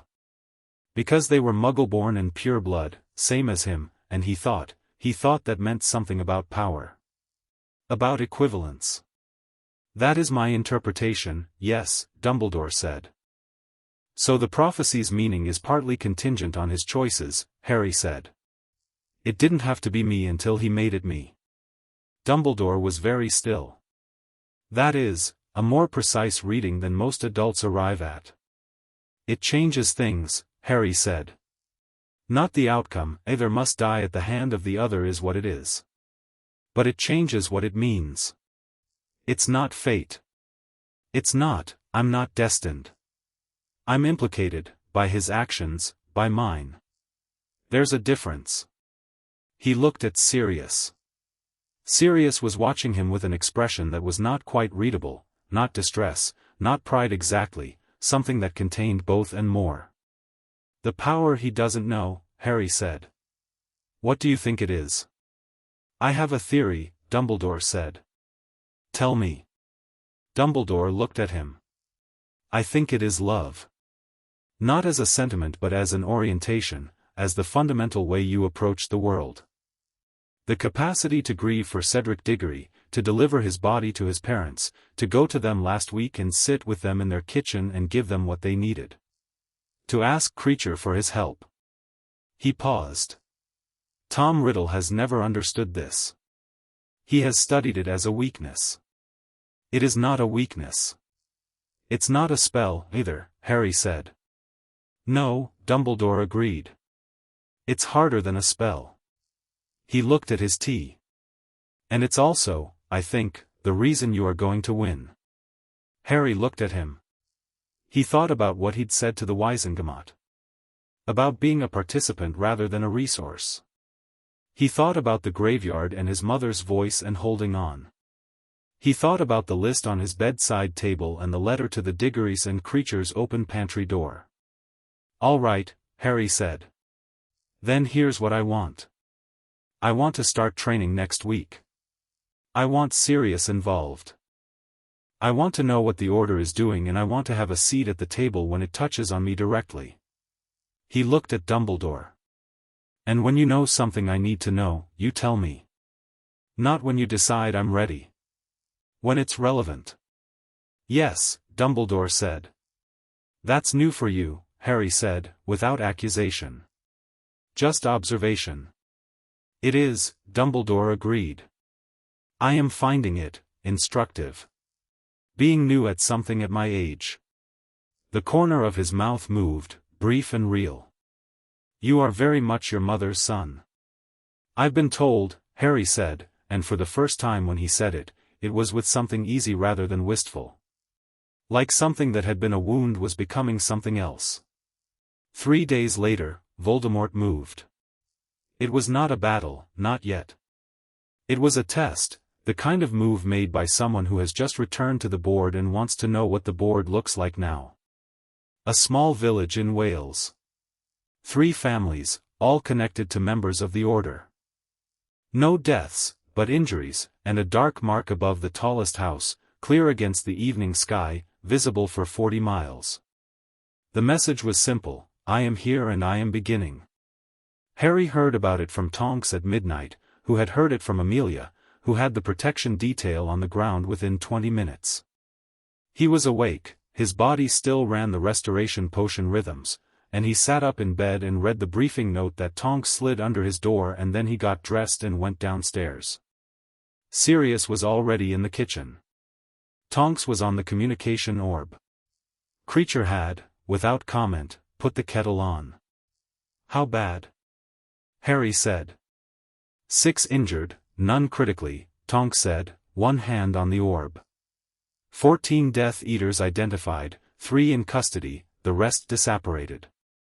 The dark mark is still up. She looked at Harry. Bones is on site. She's requesting Aura reinforcement. Who from the Order is there? Sirius looked at him. This is what I mean, Harry said quietly. Who's there? What are they doing? I need to know. Sirius looked at him for a moment, the calibrating look, measuring not whether Harry could handle this but how to be the right kind of present for it. Then, Moody, Kingsley, Tonks's mum Andromeda because she lives near. Dumbledore's on his way. Good, Harry said. He sat down. He thought. The kettle began to work toward boiling. You're not going, Tonks said. I know, Harry said. That's not where I can be useful right now. In 3 months, maybe. Not tonight. He looked at Tonks. But I want the aura report when it's filed. I want to know what spells they used, what their strategy was, whether the 3 in custody will talk. He looked at Sirius. And I want to start training tomorrow. Not next week. Tomorrow. Amelia needs to, Tonks began.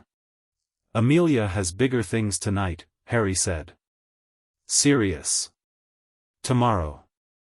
You, me, the back garden if we have to. Sirius looked at him across the kitchen table. The kettle reached its note. Creature poured without being asked. All right, Sirius said. Tomorrow. The communication orb chimed. Tonks turned back to it, her voice dropping into the precise efficiency she used on active situations. Creature set 3 cups on the table and retreated to the pantry, and the door, as had become customary, stayed open. Harry wrapped his hands around the cup and looked at the table and thought about the Welsh village and the dark mark against the evening sky. He thought about the 3 families. He thought about 11 people he hadn't met yet who were injured tonight because Voldemort was sending a signal. He thought, you picked the wrong signal. Because the signal wasn't just that Voldemort was beginning. The signal was that the Order would respond, that Amelia Bones was already on site with Aurors, that the Ministry was not looking away this time, that there was a provisional guardianship and a Wisengamot clearance and a newspaper interview going to print Thursday morning, and a 14-year-old boy sitting in a kitchen in Grimmauld Place who had decided, with full information and in full possession of his own agency, exactly what he was willing to do and why. Not because a prophecy had implicated him. Not because Dumbledore had positioned him. Because he'd chosen it, in the specific way that choice is possible when you know what you're choosing and you've been told the truth. He thought about Cedric. He thought about it briefly but honestly, the way he'd learned to. Cedric had deserved to live. The best thing Harry could do with that was not waste what Cedric's death had cost. He was going to learn everything Sirius could teach him. He was going to sit at that table in the Order and be heard. He was going to be the kind of problem for Voldemort that Voldemort had not anticipated, not just a symbol, not just a boy with a scar and a prophecy, but a person who understood the situation, who had allies who told him the truth, who made decisions from agency rather than from desperation. The communication orb went quiet. Tonks sat down. The 3 of them drank tea in the kitchen of number 12 Grimmauld Place while the London night moved around them, and somewhere in Wales an Aura division was working a scene and 3 Death Eaters were going to wake up in Ministry custody and give Amelia Bones something she could use. Sirius, Harry said. Yeah. Tell me about the Order. The first one. What it was like. What worked and what didn't. He looked at his godfather steadily. I want to know what we're building. Sirius looked at him across the table. His face had the quality Harry had come to know best these last weeks, the open, committed quality of someone who had decided to be fully present rather than manage their presence. Who had learned, like Harry had learned, that holding things at arm's length was its own kind of damage. All right, Sirius said. Where do you want me to start? The beginning, Harry said. Tell me everything. So Sirius talked, and Tonks listened, and Creature made more tea without being asked, and the night continued its work outside the windows, and inside the kitchen the story of a first war was told to someone who would help shape the second one, not as a piece on someone's board, not as a symbol held carefully in reserve, but as a person who knew the ground, who had allies who were honest with him, who understood what he was facing and had chosen to face it anyway. Poppy Pomfrey had carried him to St Mungo's in the dark. She had filed a report before anyone could tell her the reasons not to. She had set into motion a chain of things that could not be unset, and some of those things had been painful and some had been overdue and some had been, unexpectedly, the specific and irreplaceable shape of what it looked like when people decided to do right by one person instead of the greater good. The greater good, Harry had come to understand, was made of people. Specific people, with specific names and specific needs and specific kinds of courage. You couldn't have the greater good without first having the good that applied to one person sitting in one kitchen deciding to be honest about what they'd been through and what they wanted next. He was not afraid. He was not managed. He was not alone. He was ready.